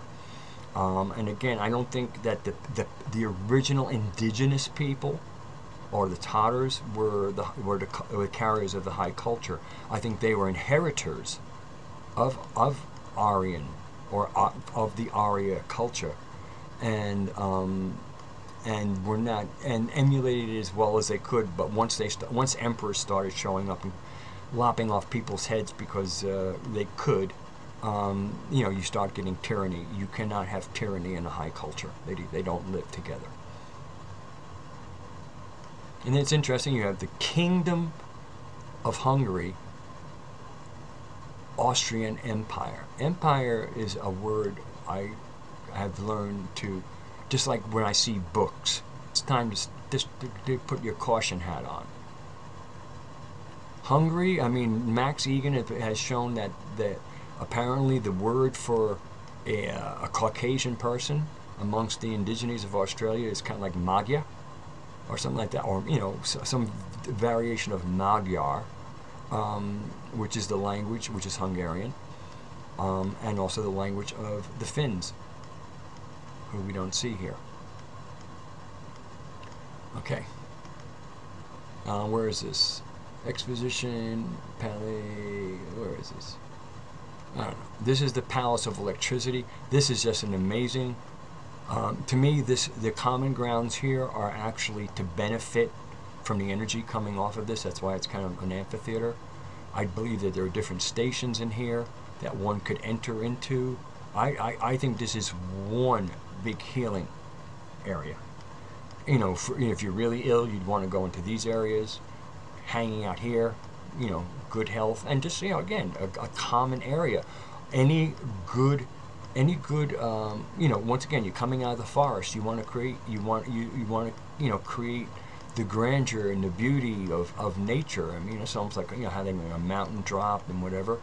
And then you have good energy where people can gather and stay in touch with each other and share. The common spaces were a huge part of the old culture. Here it is lit up at night. Get another picture of that. Where the fountain of energy in a tower of jewels. And again, it's just amazing. You see somebody on a horse and the things on their shoulder, and it just the represent. And these are not scenes from the Bible here. If anything, they're scenes from the Odyssey. Here you have the water spirits holding the boat aloft in the water and carrying it along, which would be part of, kind of the nature involvement with things. That's Hiroshima. Oh, this is a picture of the Roman Germany. See, Germany actually came from Julius Caesar. He called this Germania. Okay, that was actually where the name Germany comes from. Don't forget, they call themselves Deutsch. They live in Deutschland and they speak Deutsch. Even up here, das Deutsch mer. T's and D's are largely, that's why you can say the Tao or the Tao. Okay?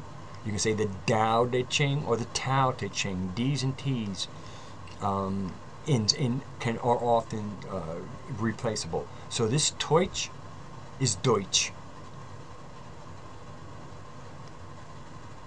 I mean, just look, and the detail here is just outstanding. Here we go. Here we go. I was wondering why it was. I mean, the place is full. And if I didn't have time, I would say, oh gee, well, can I find any star forts in here? But what you see endless forest is what Germany was known. Here's, Bowman, which probably turned into Bohemia, or that was in Prague. But I mean, you can just see there's all kinds of little seas and stuff. Who knows? Maybe they were lakes, but I mean, it's a very different topography. And here's a case where I was talking about that the old culture. Here is so here's a main street. Here's a street. So this is like an intersection. Okay, let's look. See that building? That's not a right angle. That's an obtuse or greater than 90-degree angle. See this here? That's not 90 degrees either. It's obtuse. Okay. So here you can see this profound respect for the common spaces by softening these angles as they jut into the corner. When you have two buildings abutting each other, obviously you don't have to worry about that. But you can see these are both. I mean, not only is this is simpler. You can see this is in town. This is made for habitation. But the respect for life is there.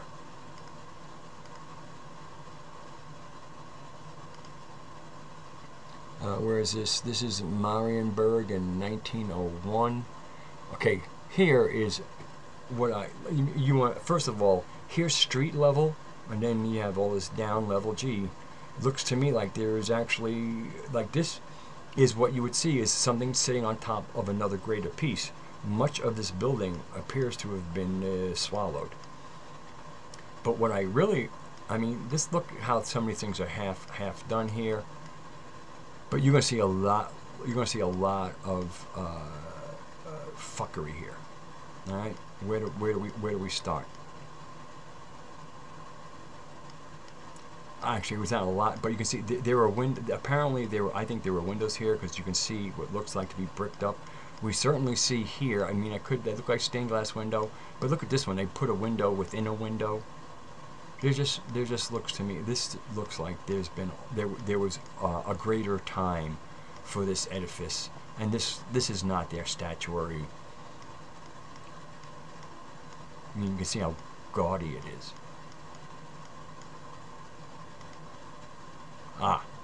Maybe this is the one. Where is this? This is, I call this mud flood evidence. Again, you can see where there's a street level. And then everything, these windows were, you would look up at these windows once upon a time, not at them. Okay, yeah, here we see, okay, this is some really interesting stuff. Look at this, you can see that this is an older building. First of all, you have these are energy gathering. All these little protrusions are to create greater turbulence and greater surface area for contact with the atmosphere and electrons.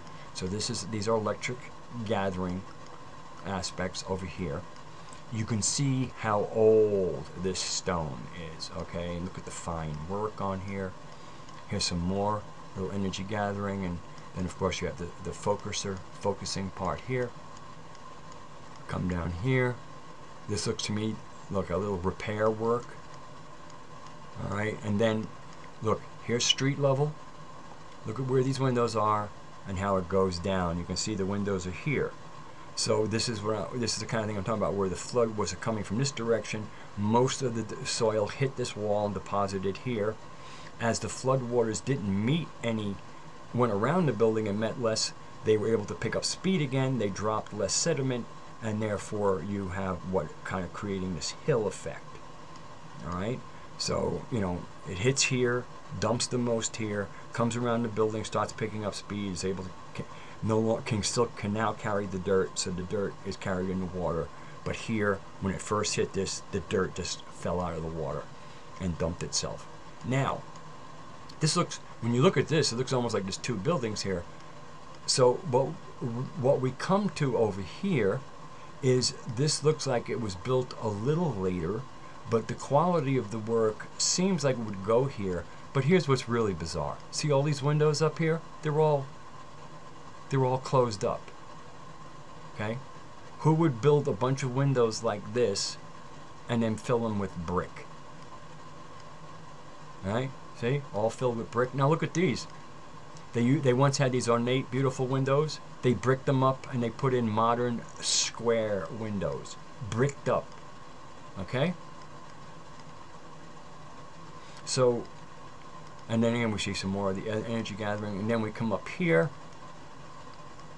There's a cross. Even this cupola doesn't look like the original cupola. First of all, they have you don't see a lot of these indentations on some of the other ones. This, in many ways, would trap wind. This is not a good design for creating eddies. This is kind of an emulation, but not one that's there's form but not function. And then similarly, if you look up here, I mean, it's not quite right angles, but there's not usually these pillars would be round because you were trying to create vortices, and the round induces vortices. This is not vortical inducement because this is not really meant to capture energy, apparently. Again, you know, this is, you know, this looks like this part here looks like a later addition onto an existing one because again, somebody originally had beautiful windows here, and then somebody comes in, bricks them up, and then puts this kind of, you know, modern squareness, cube stuff in here. I mean, look at the beauty of these. See how beautiful these pillars are? And then we get up here and this looks like cast concrete. All right, so we can see something went on. This is all, I mean, look at this. Now here we see kind of the original kind of, this is a phoenix. This is not an eagle so much. All right. You can see that in there. I mean, just beautiful. Over here, look at the statuary. Yeah, so you know, so then we have, you know, again, we have this thing here. This looks a little cobbled together. This arch doesn't look quite as elegant as we know that culture can do it. This looks completely modern. This stuff here. Looks like there's some repairs were done here. And again, you know, rather than the portal, what do? They put like almost like a little square, but they put it in the form of a diamond. And we have this connecting to this, which is another part of the old. You can see the old and this little kind of Frankenstein. This is like a Frankenstein thing. Okay, this is the Exposition International. I forget where, but again, this let us again look at the imagery. All right, down here, a woman. Okay, she's got grapes in her hand. And so what we see is kind of she has a palette. This is a lyre. So this is kind of like the arts and science, you know, sciences type thing. You know, she's got she's got a brush, a palette, a trowel. Of course, that could have been used in some of the work. But again, this is a tradeswoman. She might have even been the head of the guild. So here's another woman. She's got different things. Here's Mercury. Okay. This woman here, interestingly enough, has almost like a queen's crown and a tool of modern industry. We also see some wheels here. Okay, you see an anvil. This is a very different look here as opposed to this. This is more of the ancient world. This is more of the modern world. You know, you got these two women, but overseeing them all is who? A woman. A woman, and I guess putting equal blessings upon her is a kind of that pine cone, pineal gland thing. But I just found that very interesting imagery. And the only males present are Mercury, and looks like two young men here. Okay, we've seen this before. These are just indigenous. This is just to show that there is no race. There's just humanity and there's different kind of strains of you know, genetic admixtures that create uniqueness and beauty. This I just thought was interesting because what they're showing here is like an old place. You can see a crater, and then what they do is they're showing you what created the creator. There was even some talk about somebody who made ornaments, and just the fact that they place something that can do this on a rug. You can see here that this is, you know, again, we're seeing parts of the old world, but this is when the parasites are coming in and celebrating their new weapons. It's that palace of electricity as an artistic rendition again. This is Panthalessi, or Panthesali, Queen of the Amazons. Remember I showed you in an earlier dollar bill a kind of woman with a staff with a kind of hat. That would be Queen. This is the Queen of the Amazons. She had a name. Oh, there's that. Did I? Oh, I guess I copied that twice. Okay. Where this is, it doesn't even matter. But again, we see, you know, the central figure is a woman. Like she's surrounded by two women, and then other things. And you have all kinds of scenes here. Just gorgeous. This is a star fort.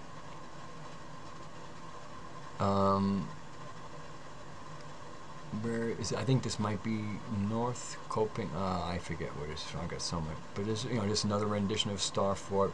But the interesting, this again, these are late. This is not the fine stuff. I think you'll see better stuff in or remains of better stuff in New York Harbor. This was actually they have a telescope here, but this, I'm pretty sure this is in France. But again, look at the architecture. Great Tartaria on connecting the dots and mufflers. As you see, I have screenshot. Remember, this is a place. This is Bologna, in Italy, and you just see endless towers. And if look to me like this would be a place for gathering energy. I mean, this kind of ubiquity of towers, it just seems silly. And it's not a very clear photo. I've seen other ones where you see lots and lots of holes, which I think either iron or sticks were stuck out to accumulate energy. Whereas this is the Tribune building, and I believe this is in New York City. And it's what do we see? We see a corner, and this is a softened right angle. We see here, this is not a right angle, but it's an acute rather than right angle. So again, it's not a right angle. Same thing here. Again, not a right angle. Accumulation device. Where is this? This, I know, some port. This is like one of the oldest. They're saying this is Italian. Again, this is where a Roman. I'm sorry. And when you look at, I mean, this looks more like it would come out of India, because the color of the stone, the aging of the stone, and just kind of like left to do whatever. Where is it? This is Tuscany, Italy. Tuscany actually means Etruscan, who were the original old culture. It looks like the Etruscans were part of the old culture. Everything that the Romans took claim for, was already there. Unless you find some really stuff that looks kind of like it, but it's built like crap, then they might have built that. But we see this kind of like what indicates what might be kind of energy gathering. This color, this kind of like, you know, this red and white thing, and you know, you can see the beauty of, you know, just the visual beauty. These gathering things up here is huge. I don't know. It looks to me like that window isn't. I doubt this was the original window, because they wouldn't have put all those squares in this window. Whatever scene was depicted in there either got blown out in war or was objectionable. Similarly, whatever scenes are painted up in here are probably later things. Yeah, you can see this is later stuff inserted in there. Trying to recapture the theme of what it originally was, but obviously not to the L-lights. The L-lights are not part of all this. And look at that beautiful I mean, it looks like it's gold or copper up there, and probably filled with mercury, would be my guess. Just look at the iterations. Can we? I wish these were in better detail because we could look at the headwear. But this guy looks like he's wearing a Phrygian cap. Just stunning, stunning. Yeah, better resolution would be great. This is this is interesting.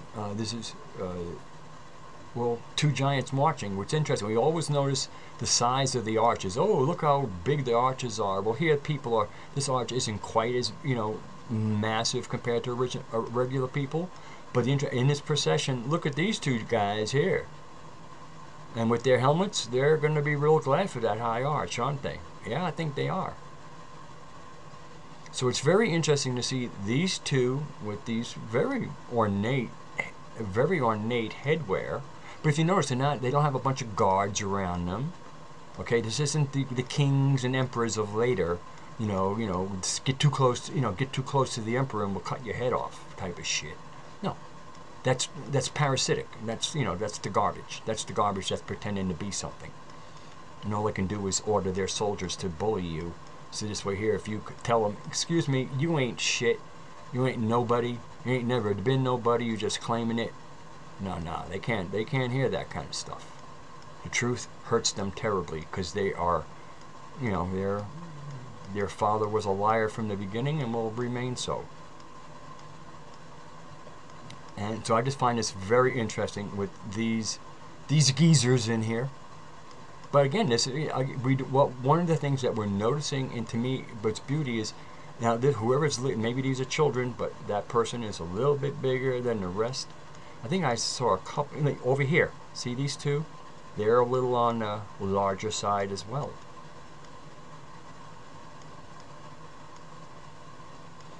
But okay, so you see one contingent here. Again, I think these might be different groups.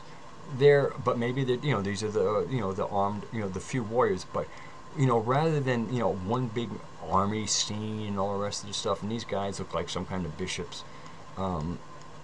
Again, mixed. You'll have the animists, the pagans, and the new religions all coexisting because it's there's no need to kill each other over this stuff. But again, this is the only really signs of spears or weaponry in here. The rest of them, whatever going through this arch meant for them, and it's just interesting with that big go. Whatever going through this arch meant for them was equal to all people. Okay, everybody's lining up, and I guess somewhere all these numbers tell you who's who, but we don't have that. You have 1, 2, 3, 4, whatever. Okay, huh?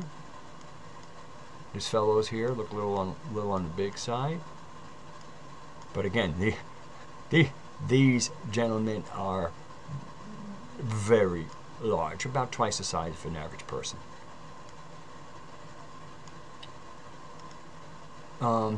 This is in Brighton, England. It's called the Royal Pavilion. Yeah, this looks like something right out of the German or Hanover group. This looks right up their alley, right? I think some of this stuff looks a little reconfigured, but I wouldn't be surprised if this thing can still collect a little bit of energy, because this is the royal palace. We can do. I mean, look at this group here. Okay, I don't know how many of them are here, but we see 1, 2, 3, 4, 5, 6, 7. That's where we can see this might be hiding more. But it's almost like a little forest of them over here. Okay, we got the tech in here. We got this where the wind goes through. Again, this is octagonal here.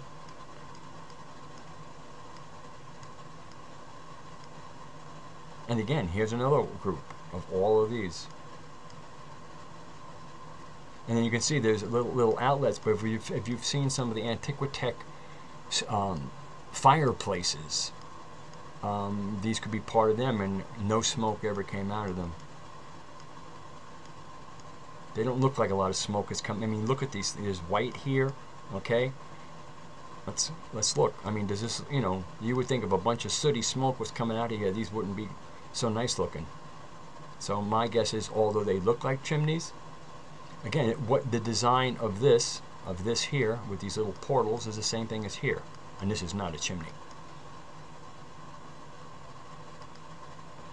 This is the Vanderbilt mansion in New York City, and once again we see gates because the first story is half buried. But look at this again. All these portals up here, because this whole roof is a collection type capacitor. So you have all the portals in here. Of course, the lead and light. You know, again, the genius is able to incorporate form and function.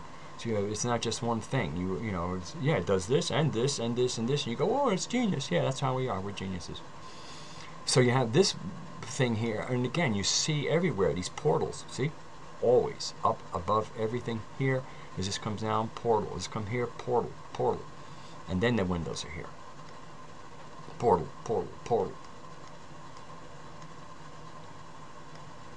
And then you got these little cupola things here. I mean, look at it here, here. I mean, but this, and then you read about these when they were built, and they were built in a few years, and then 30 years later, and almost every case, most of these things were destroyed because the owners, the new nouveau rich, the robber baron types, the parasites, they, oh no, we're tired, something new.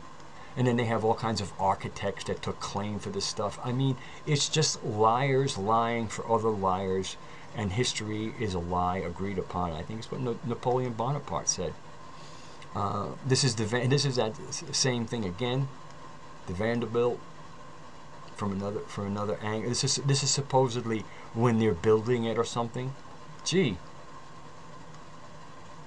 Like once they always claim, oh yeah, you don't see when it's only a little bit here, and then we have the same problem here, is where these windows are half buried. Doesn't make any sense, except for liars. This is the Victory Arch in Manhattan. This, I believe, is a Flatiron building. Interesting enough, look, no right angle there. Again here, no right angle there. No right angle here, no right angle there. See, these are the parts that would jut out into the street, and the right angle is not there. So this is a commemorative, and interesting enough, an obelisk. This to me obviously was in New York. They say that the Victory Arch and Flatiron building, 1918, and it even says as much on here. But we see, and then you have the central door. On this side it says wisdom, on this side it says justice. I see some stuff here. Now you see all the beauty up in here. This is all original stuff. But the writing here obviously was after the war, because they actually, this is to commemorate those homecoming, the war stuff, the people who went off to that horrible exchange. You can see how old this is up here, okay? So this is the new insertion in whatever was here. It might have been like, the usual frescoes that you see. So they just take that out, put in a fresh layer of plaster, and put this stuff in, let it dry, and then tell everybody that we built this arch to commemorate the war. And there's some interesting things. If you look over here, you will see the swastika motif. Now, please understand the swastika. The Navajo used it, and then after the Holocaust, they decided that, oh no, we're not going to do this anymore because there was pressure. They gave in to peer pressure. Instead of saying, no, we reject the Nazi use of the swastika and what they did with it. And they are parasites, and they were nasty, and but our ancient symbol, and then they, if they knew what they said, no, this is what the symbol means. Just because some criminals came along and decided to try and make themselves seem great by taking something out of antiquity and claiming to be from that antiquity, and meanwhile, if you were from it, you wouldn't need to go looking for it in Tibet. If you had the goods, you wouldn't have to go looking for them. So either you lost the goods or you never had them, one or the other. So, again, when we look at the statuary, most of this looks to me to be original. This is not original. Again, when we look in the motif, everything there's that's a swastika, okay. But if you notice, it's mixed in because it's part of kind of a disc and energy. There's all kinds of allegorical So again, you can see them all here. Okay, there they are. You see all this fine work in here, but and then you see, see this. We have justice and wisdom. Okay, here's wisdom. But part of what doesn't look right in here is, again, is these insertions of, I don't know, this might be work and not warfare. Because again, if you look at all the old architecture, they don't celebrate war. War is nothing to celebrate. There is nothing ever to celebrate about a war, including winning one. But this looks like an insert, because you can see bayonets. So again, this, you see this kind of architecture and you see this beauty, and this looks to me like was put in the same time that this was put in, because this is not original either. So we see, again, we see a lot of fuckery from people who, that was their purpose to be on the planet, was to carry out the fuckery of L. This is Queen Victoria's visit to Paris inside one of those beautiful things. Look at the lighting here. I really do believe this lighting had been in this building from the time the building was built, which is, I'm quite sure these chandeliers went in when the building went up. And I mean, just look, I mean, this is obviously where everybody could gather. You might have your aristocrats up here, but again, it was just like, these are the people who hung out every day. You know what I mean? It's like, yeah, stay up in your little seats. I mean, again, not that they didn't mix and not that they were afar and above, but once again, again, it's just like these were the hardy, robust people. Not that these people were the effeminate. And of course, if this is Queen Victoria's visit, this place is loaded with parasites. I mean, I wouldn't doubt that these people here are largely, not to a person necessarily. Again, we're talking about humans, but humans have choices. Unfortunately, they get born into families, and that's why I always joke with people. They go, "Oh, MK Ultra." I said, if you're in chat and one of the common people, you have nothing to worry about MK Ultra. MK Ultra is for the elites. The masses get TV, modern music, radio, and Facebook. That's the MK Ultra for the masses. So only if you come from an elite family, that's when you have to worry about MK Ultra, because they want to keep you on their plantation. I mean, after all, they do have human genes flowing through them, as much as they do their best to resist them. And of course, you can have breakouts in any family, and that's why you need to put them through all kinds of horrific stuff when they're younger, so they don't get any weird ideas. This is the Waldorf Astoria. And we're going to just take another quick look at these kinds of buildings.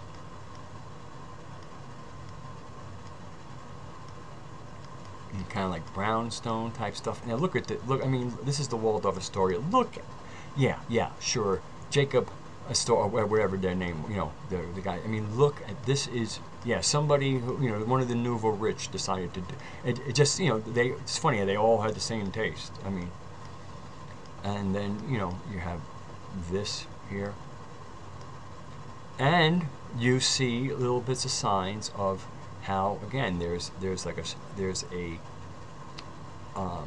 this ground is higher than that. Of course, there's hills everywhere, but the interesting thing is, when if these buildings weren't there before these hills formed, they wouldn't be sunk down. See how this has a fence around it because it's sunk down?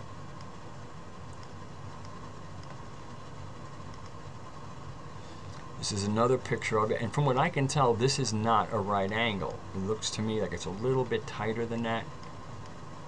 But again, look at the majesty of this.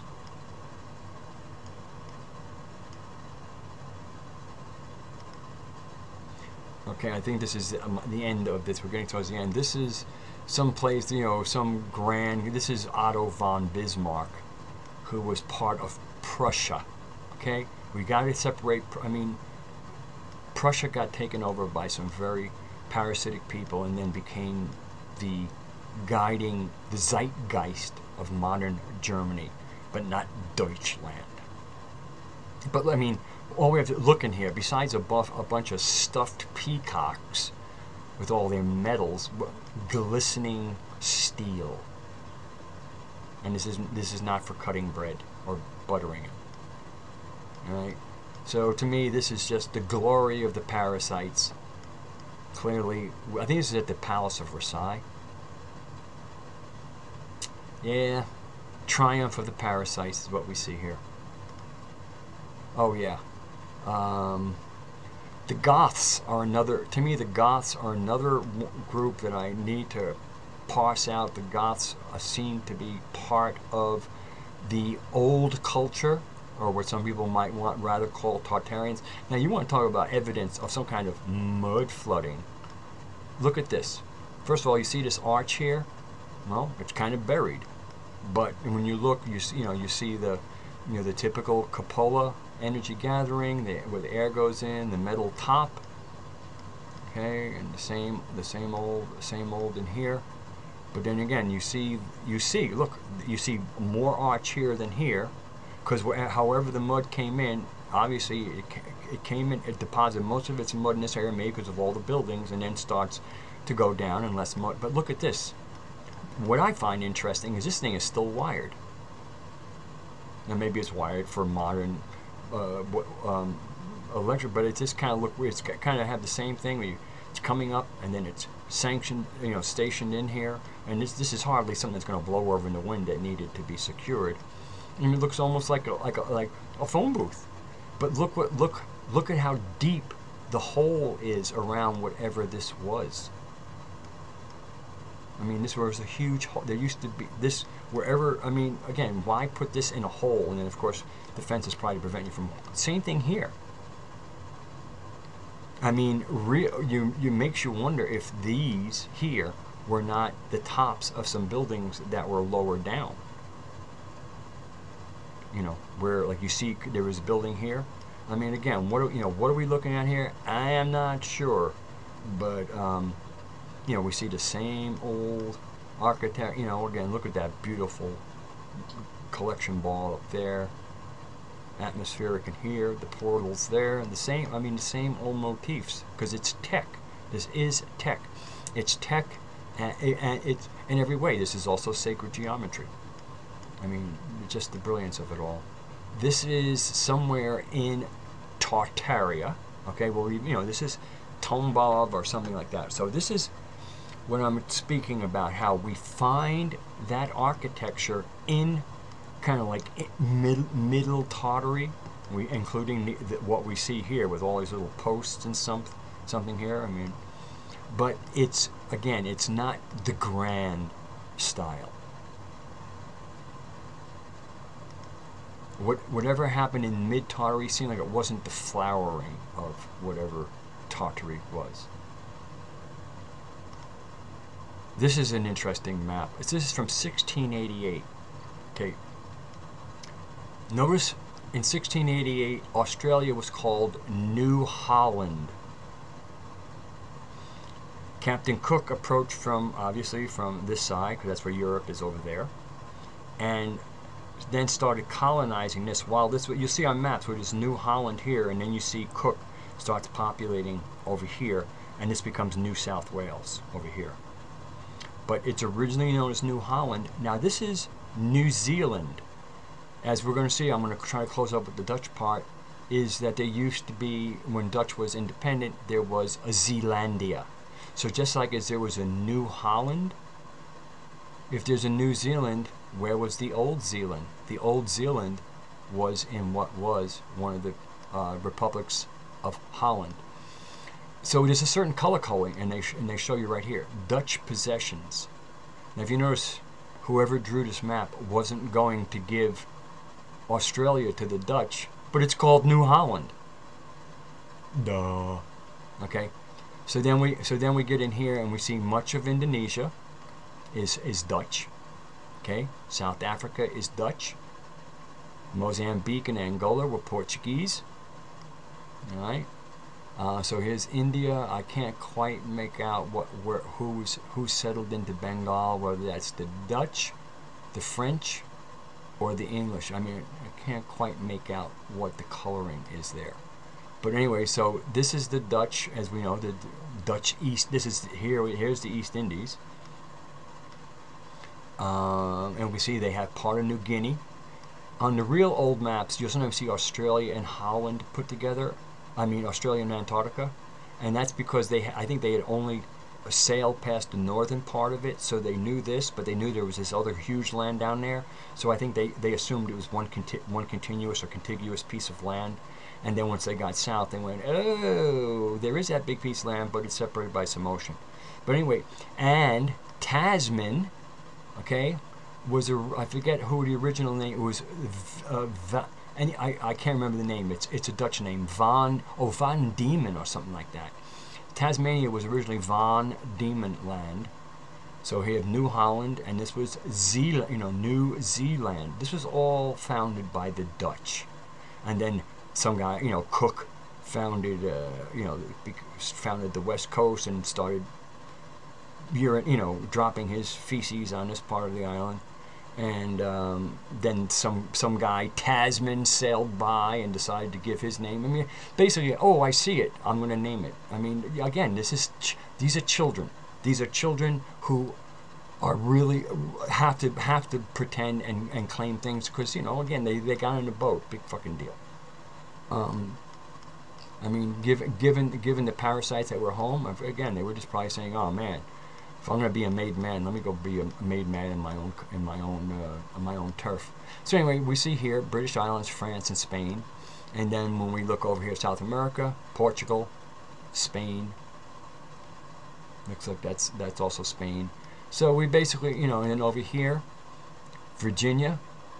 Okay, look where Virginia is. Virginia runs almost all the way down to Florida, and then that little piece of Florida as we now know it, because as we see Florida is claiming all this. In this case, Virginia is claiming almost, basically what would be Georgia, and parts of, Mississippi or Alabama, and, South Carolina, North Carolina, again, all those kind of southern states there.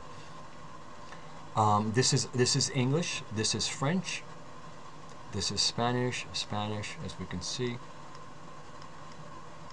So I just thought this was an interesting little map.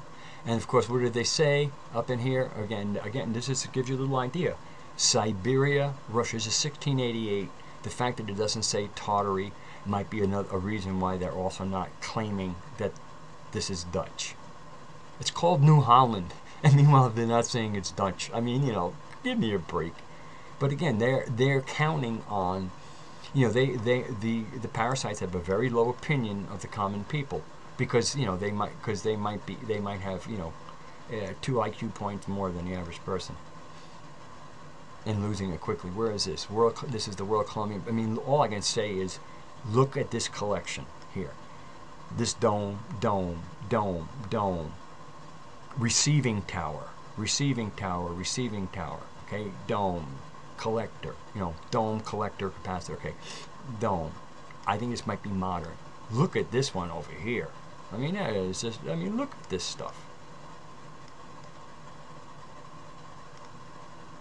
This is interesting. I call this my WTF, and we can see something extreme. We can clearly see this building is old.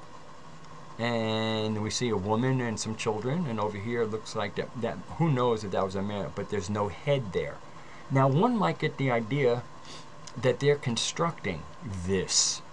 I don't think they were constructing, because over here it looks like there's damage. This, if anything, looks to me like whatever damaged this part probably removed what was here, but the girders remained, or most of them are remained, and now they can say, oh look, we're rebuilding or something. This is in Zamora, Spain, and this is what I would call fake. This is fake Tartarian culture, or a combination, or old culture. Basically what it is you can see the work here is shoddy. First of all, one of the energy portals is bricked up. Okay, so obviously somebody came in behind whoever did the original. The original people were emulating the old tech, but we can see. Look at these arches. See how this arch is a little flat on top, and I mean the workmanship, the craftsmanship is shit. This is craftsman shit. Okay, You see this arch is different than that arch. I mean, this is not, look at these arches, okay? They're all different. All right? There's, this is not the craftsmanship. This is an emulation of that style. But these are not, whoever these masons are, they're starting to get close to being Freemasons. Same thing here. Again, the portal is bricked up. You can see originally it must have functioned because they wouldn't put a portal to put bricks in it. And it looks like this one here might have had a cross, and since this is Zamora, Spain, it could have been, Muslims that came in and decided, not all. I mean, some of the Muslims were quite mystical. Sufis are, quite mystical and not in the mood for convert or die type of nonsense. But, when the Christians first entered pagan Europe, they were no different than the Muslims. No different at all. If there are any indigenous Europeans that had memory and survival, they'd tell you about the horrors of the arrivals of the Christians. Okay, so anyway, and now we're back at the beginning. So now I'm going to, I don't know how long I've been on, and I hope I'm not being too crazy here. But here is from, now I'm going to do a little bit from the web. All right. Okay, very quickly on RH negative blood. Somebody asked me to comment on it. So here we have. Basically, you can see there are two main populations that are RH negative. The Basques we all kind of know about. Between 21 and 35% are RH negative.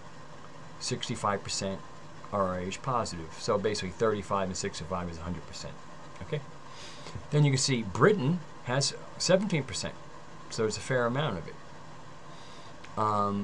African Americans, I don't even want to go near that because we're now finding out that African Americans is a bullshit term. Not saying, as far as the group that they've made it out. There are certainly Africans who become Americans, but again, a lot of African Americans, as we were finding out, were part of the black indigenous people. They happen to have black skin.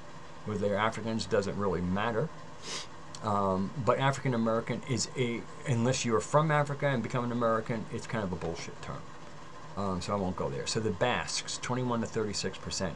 See Dane Calloway. Dane Calloway is a modern American black person, and who I'm quite sure identifies as being Native American, and I identify him being a Native American as well. So the Berbers are hidden here. And I'll show you where the Berbers are hidden. Moroccans, okay, are of Arab Berber descent. Well, because the Arabs moved in and took some women. As you know, they are permitted more than one wife. That allows you to kind of get your genes around. But, so you have 29%, plus or minus 29% of the Berbers. So you can see the two high populations of Rh negative blood are the Basques and the Berbers, both who have within their mythos and their story instead of history connections with Atlantis. They usually call it, they have other names for it. It might not be the word Atlantis, like Atalan or something, but you can see it's, just like you could have Deutsch or Teutsch, those kind of things. But as you can see, the United States has 15%. Which is fairly high, but again, we're a polyglot society, so we're going to have all kinds of things. But so you can see the two populations are the Basques and the Berbers. If they were pure Berbers, I'm quite sure their numbers would be more like the Basques.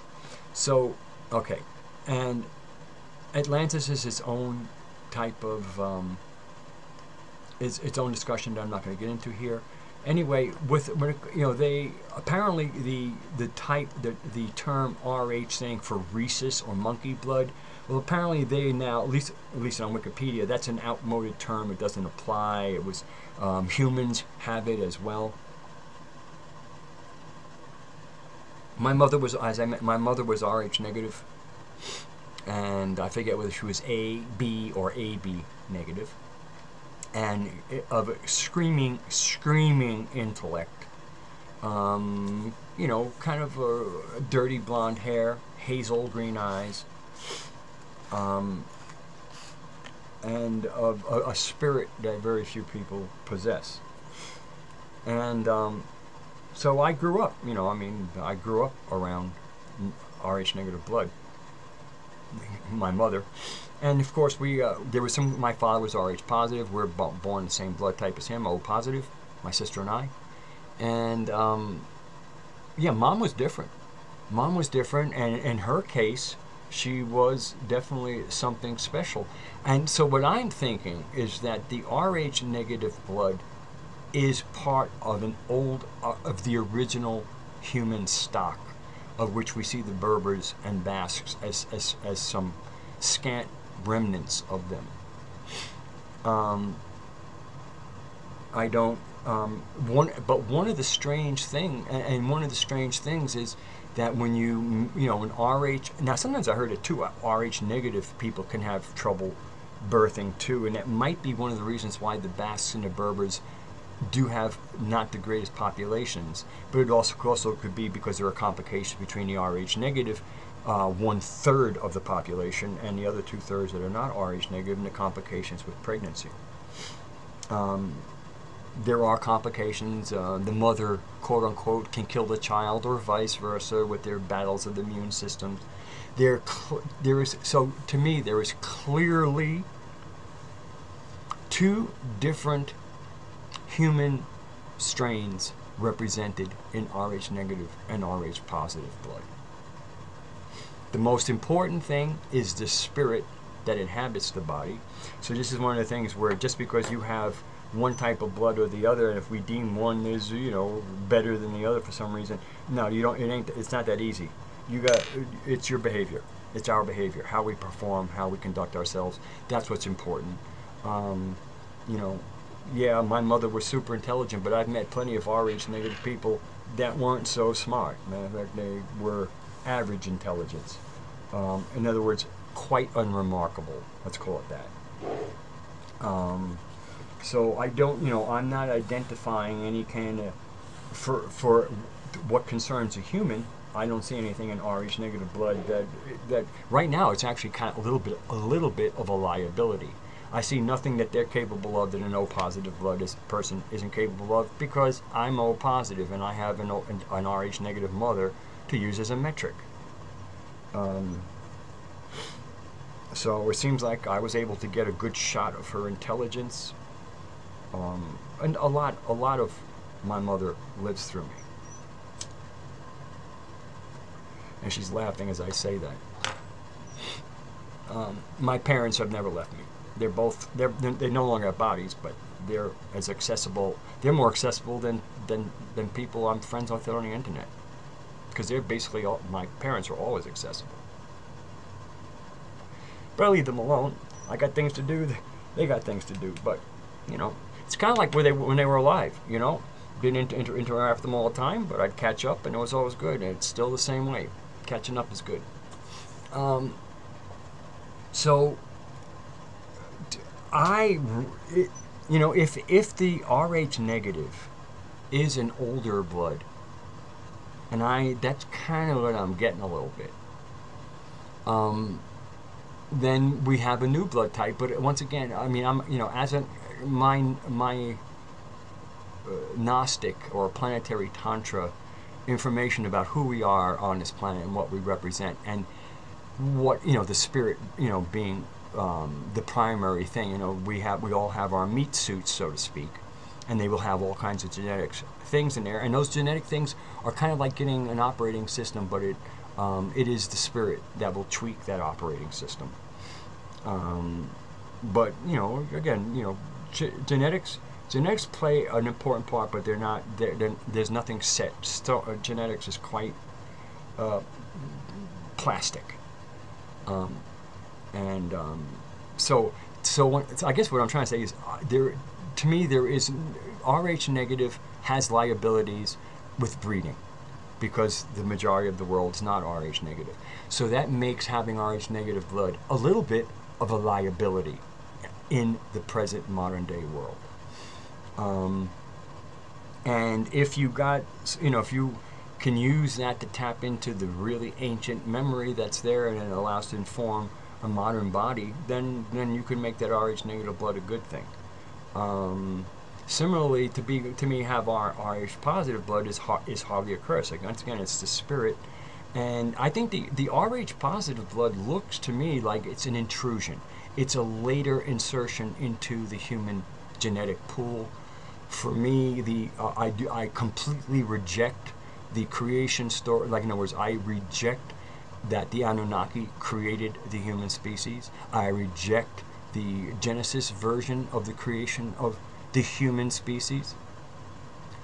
But I do accept that both Genesis and the stories in the Anunnaki, those tales, are telling of the creation of a human insert species. That is what my years of research and shamanic research have led me to. And the new species was warlike. The new species was responsible for the Iron Age mentioned earlier on, and used it to impose themselves on the extant species. And they were told to be fruitful and multiply, to go out and infect was their commandment. And of course, kill all of the ones who have knowledge, the adults, all men, and any woman who has not had her period, you bring home. Because in the old days, if you hadn't had your period, you weren't going to the hut yet, the red hut, which is where the wise women were, and you started becoming a real adult in your clan, so to speak.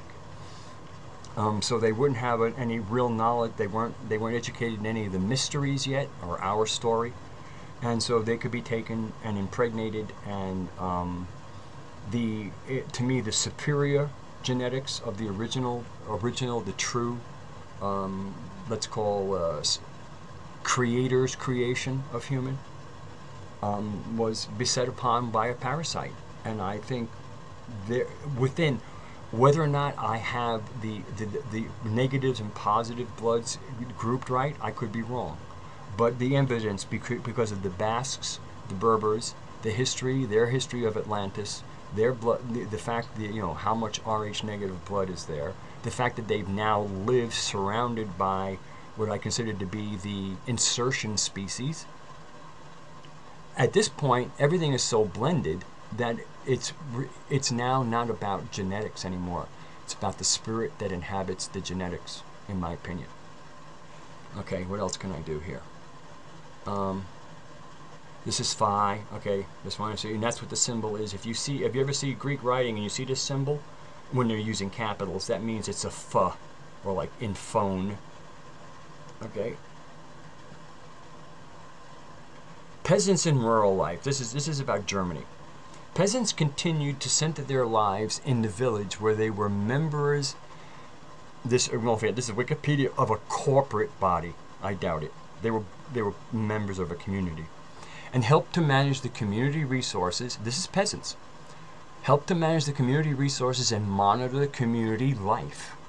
In the East, they were serfs who were bound permanently to parcels of land.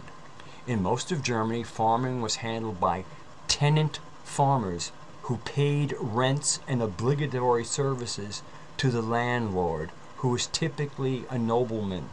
This is the beginning. This is how they first come in, the parasites, okay? Because again, in real traditional clans, you grew up, everybody owned the land you had. You might have had, always had your leaders, but you all came from the same land. All right. You might, there might be again, if everybody's growing food. Anyway, I don't want to get too complex here. So anyway, peasant leaders supervised the fields and ditches and grazing rights. The peasants did this. Maintained public order and morals, and supported a village court which handled minor offenses. It was like that in America until the creation of the police in the 1850s. Okay, inside the family, the patriarch made all the decisions and tried to arrange advantageous marriages for his children. Again, this for his children, whereas her. So you can see some of the turning, but the advantageous could be, in certain cases, later on turn into money. In the old days, an advantageous marriage would be good genetic blending. Again, you're going for smart, you're going for good-natured, you're going for healthy, you're going for robust, you're going for creative, you're going for the good stuff. Much of the village's communal life centered around church services and holy days. Again, you can tell that, the church took over life. This is, but this is the blend over. This is where the church is already there, the noblemen are already collecting their rents, but peasants still continue to run things. In Prussia, the peasants drew lots to choose conscripts required by the army. The fact a standing army is another, let you know that we're dealing with parasites. Again, a standing army, and the fact that there's so many wars to fight. The noblemen handled external relationships and politics of the villages under their control and were not typically involved in daily activities or decisions. So yeah, the noblemen were they were just collecting the goods. They couldn't participate because they didn't have the skills. They were just money grabbers.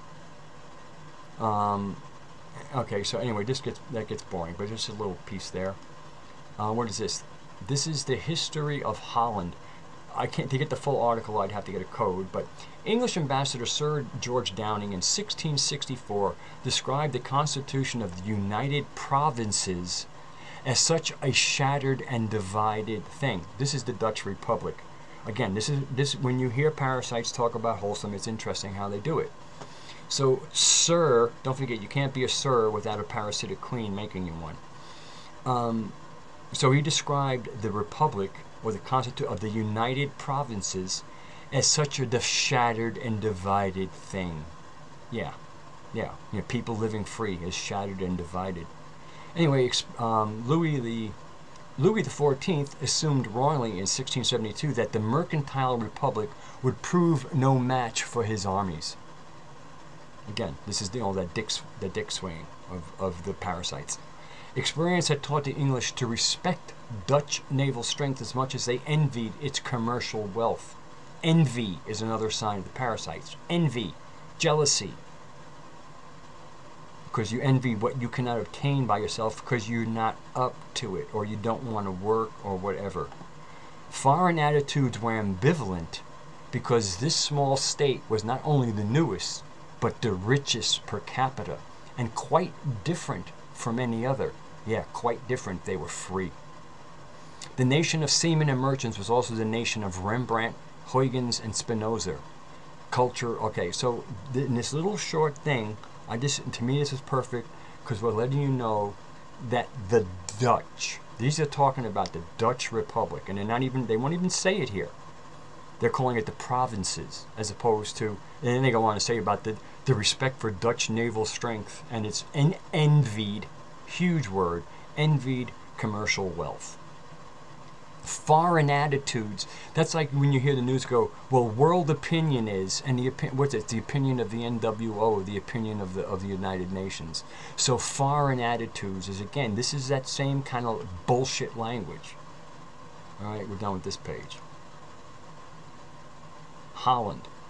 This is a big thing.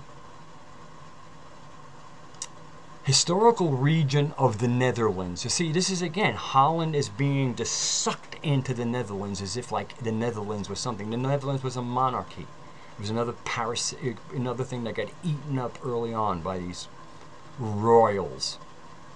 Divided since 1840 into provinces of Noord-Holland, North Holland, and Zuid-Holland, South Holland, it constitutes the flat, low-lying northwestern portions of the modern country.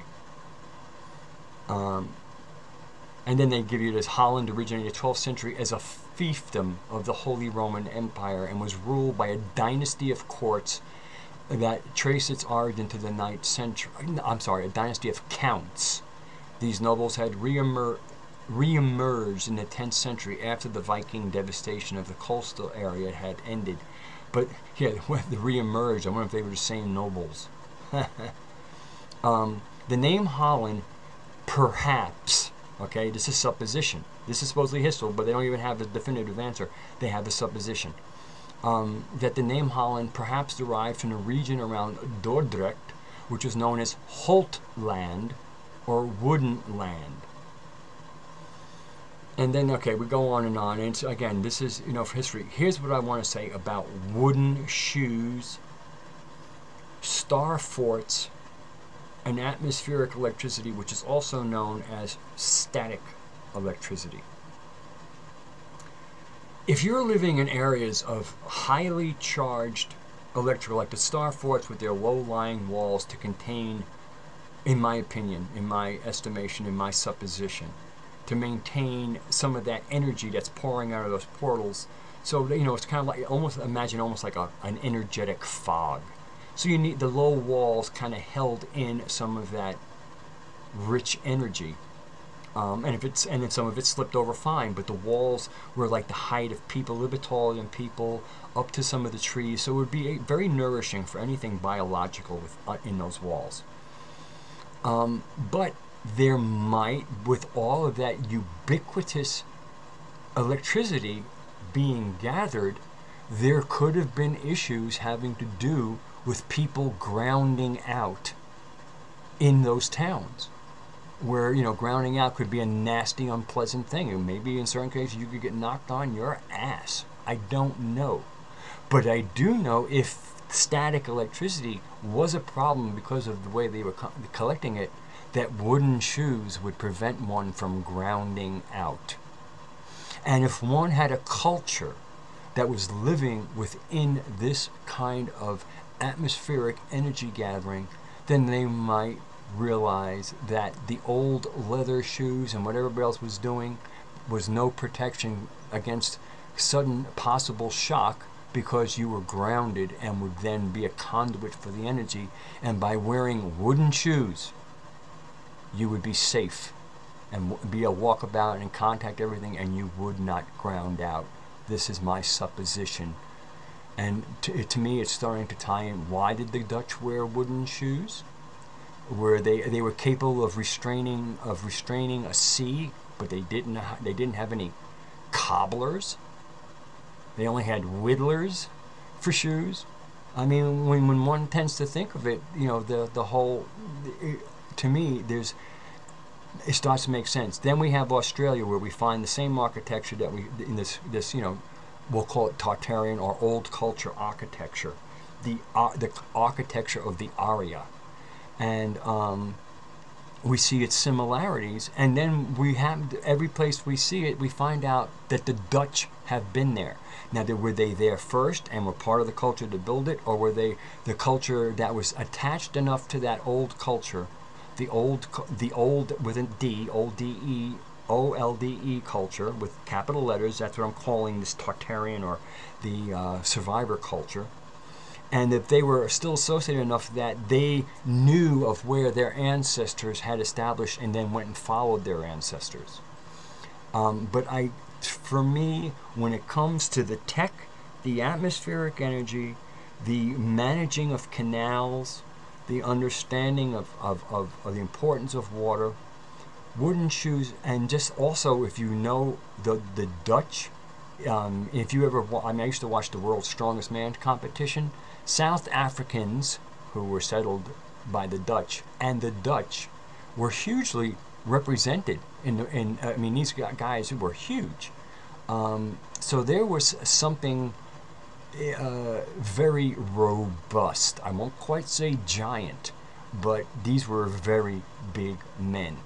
And so I am starting to see a connection with Dutch, Old Culture, places like New Holland, New Zealand.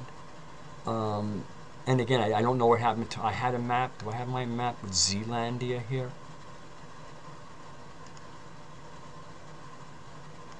I know something. I don't know how long this has run, but it's run long enough. I hadn't made a video. I'll put myself on the screen now. Okay. I made a video some weeks ago. It's gotten some good reviews. People seem to have liked it. I won't be making a lot of these videos. I want to concentrate more on music. If you notice, I have quite a bit of musical equipment behind me. I'm a musician and I write, and I'd like to really focus on that. I just really, part of it is I don't enjoy working with all the digital tech. I really don't. But anyway, I wanted to get in some concepts. What I'm trying to do is also clear up some language we can use. If people want to use Tartarian and this, I don't have a problem with that. I mean, I hear them use a term and I'm going, oh yeah, they're talking about the old culture and that's the word they're using. There's no need for being a pedant about all that. But I do think that it's the aria part that matters. That's where the high culture is hidden in that word. It looks to me like Tartaria, by the time we're seeing it on the maps, because when we see it kind of like in the 1600s, 1500s, and on that, by the time we're seeing it, we're starting to see that there's kind of like an Eastern or a Chinois, an independent, a Muscovite, Tartary. Sometimes it's the whole thing. There's it seems to me that once it started identifying as an empire is when it was falling apart. Once it started having the emperors and their genealogical lines dated back from Genghis Khan, that's when the stupidity begins. Again, that's when vanity. Those lines, that's all vanity. And a lot of it's made up. I mean, anybody who's ever done real genealogical research and is honest is not a regal file or a monarch lover. They all know that these are lesser people trying to pretend to be great, and they create these wonderful lines and sea monsters, like with the Merovingians and stuff like that. So anyway, that's going to conclude this Mystic Brew. I have a feeling it ran like 2 or plus hours. I just hope it's not too long. I really do, and I'm not going to edit it out. It's just going to go up, and it is what it is. And hopefully it'll be pleasant listening, and that's it. And so again, it might be a few weeks before I put out another old culture Tartary themed type of thing. I can't. There's a lot here, and once I get going, they're just very long. So I'll put out one maybe every couple of weeks, provided I consider my input to be something that I consider that might be of value for considering, and that my theories might help others with their theories. And that's it. So you all be well, and much love to you all. Take care of yourselves, stay sane, and remember, history is a bunch of lies agreed upon by people who don't really like us. Okay.